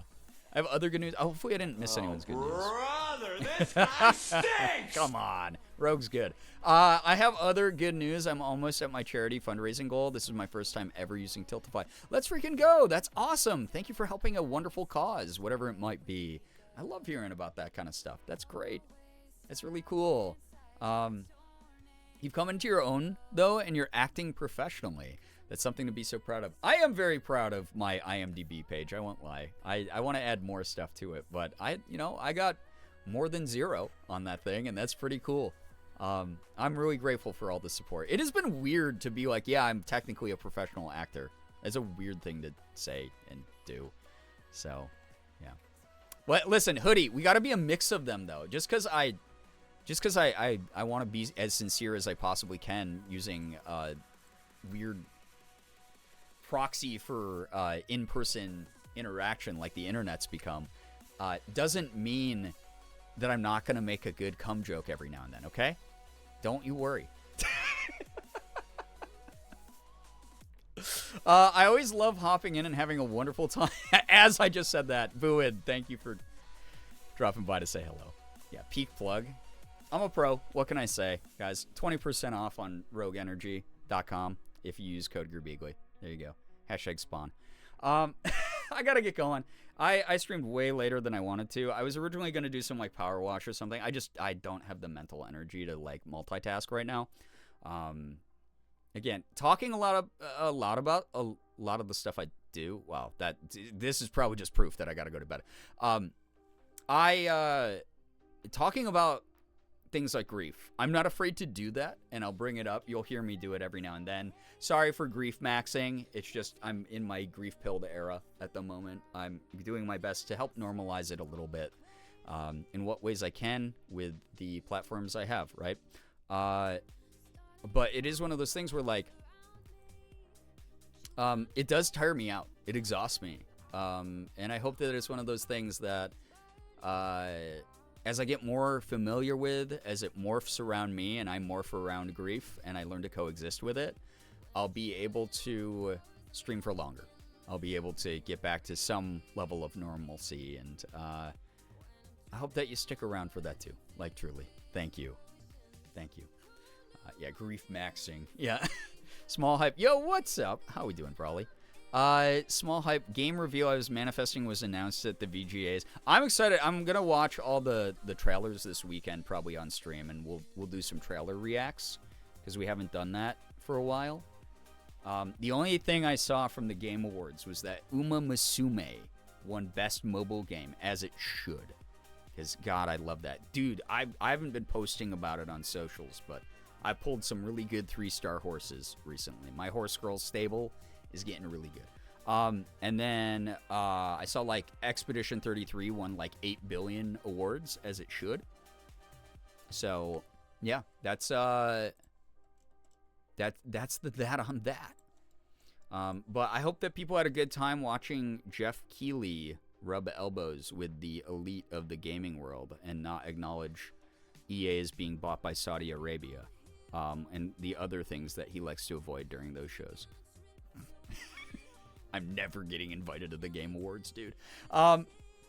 Anyway. Wait, Midnight Walk won Best VR Game. God, I feel so crappy for not finishing that game because it was beautiful. And we were like, the people who showed up for those streams, we were all enamored about that. Like, truly. Anyway. I'm probably going to get going here. I'm sleepy. I have a convention to do tomorrow, and I will be probably streaming as well.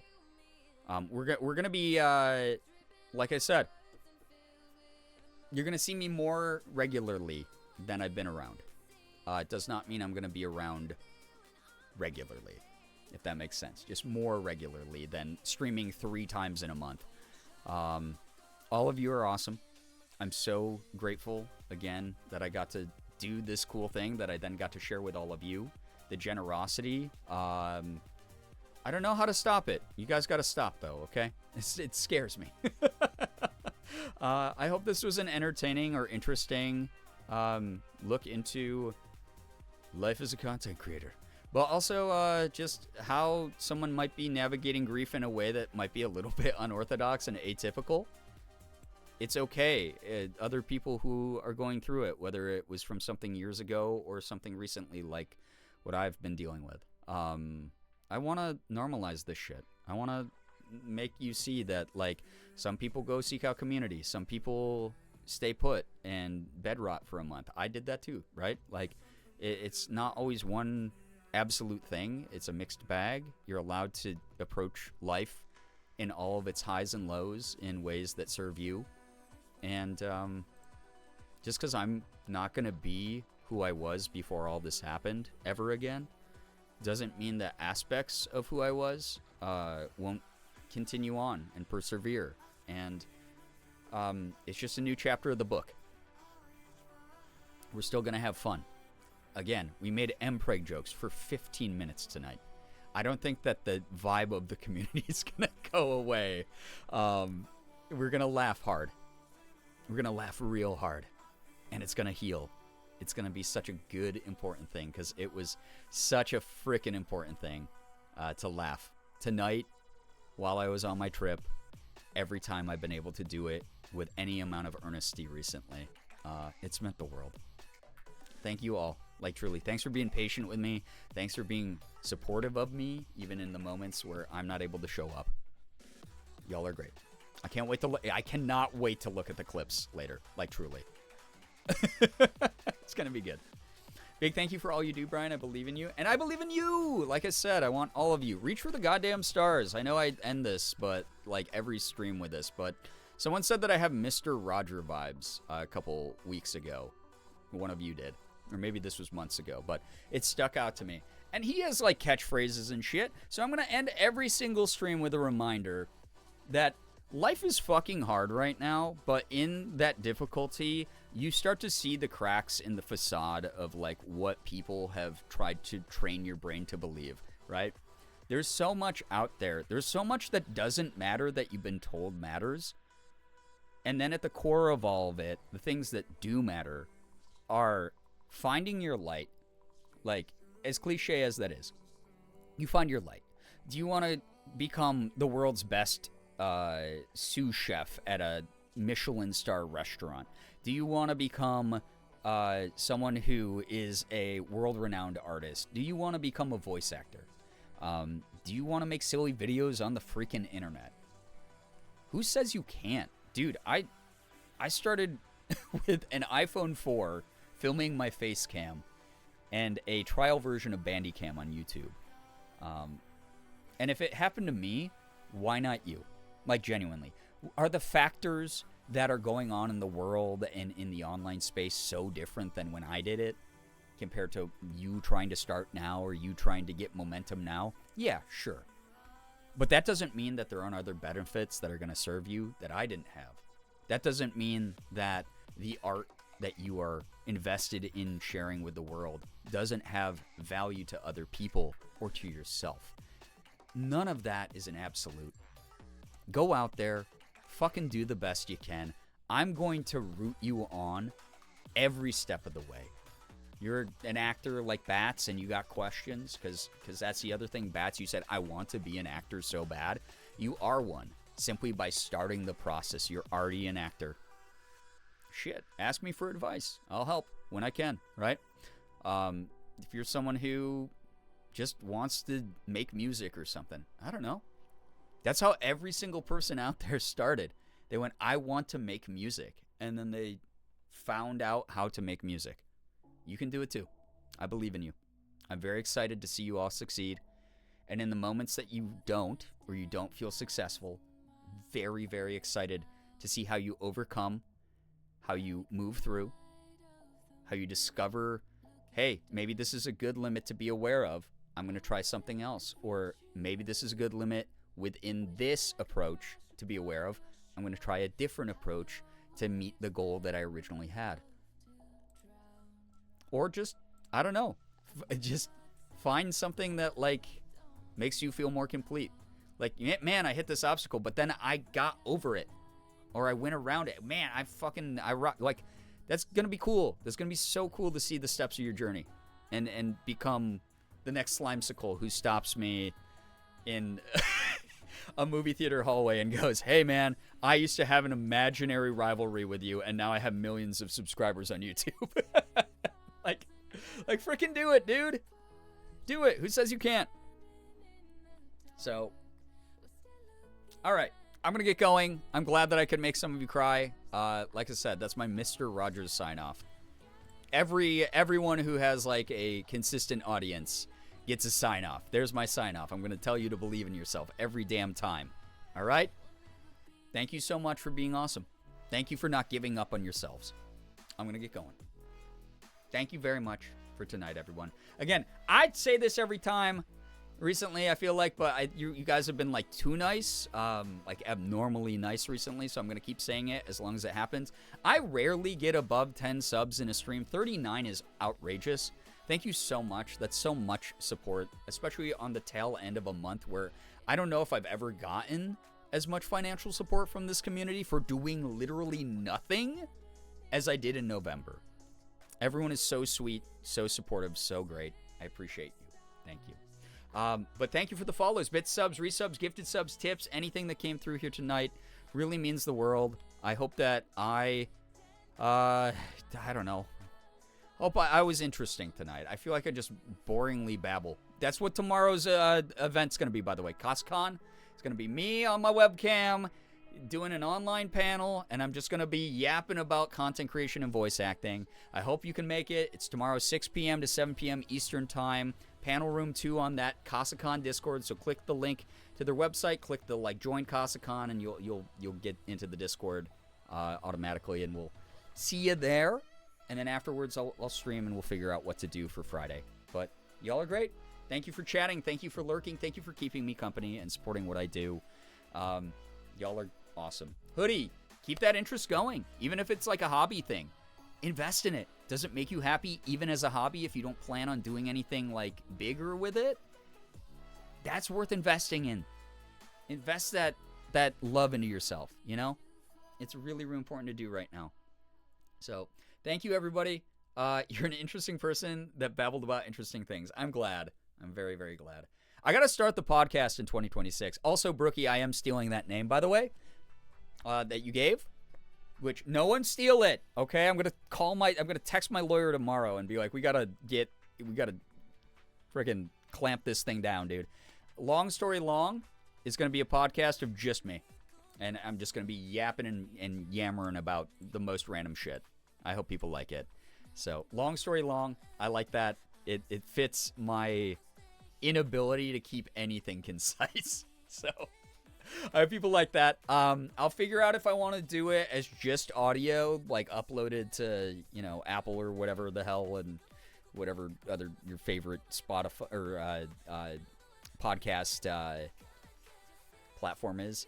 But and then I'm gonna figure out if I want to do a video format, because like I know a lot of podcast, like the Smosh podcast and shit, they all do like on camera as well, and like upload it to a separate YouTube channel.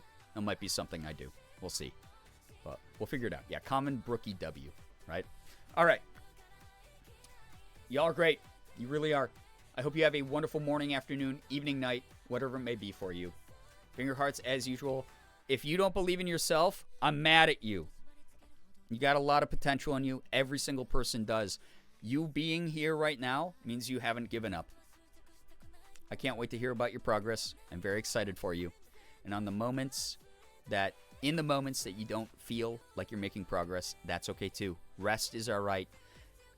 Trying is better than not. Okay? Looking forward to talking next time we get to. Take care of yourselves. Goodbye, everybody. Goodbye. Goodbye. It was so lovely to see you again. Poopbutt69, thanks again for that $25. What a name. All right. Goodbye, everyone. Thanks so much.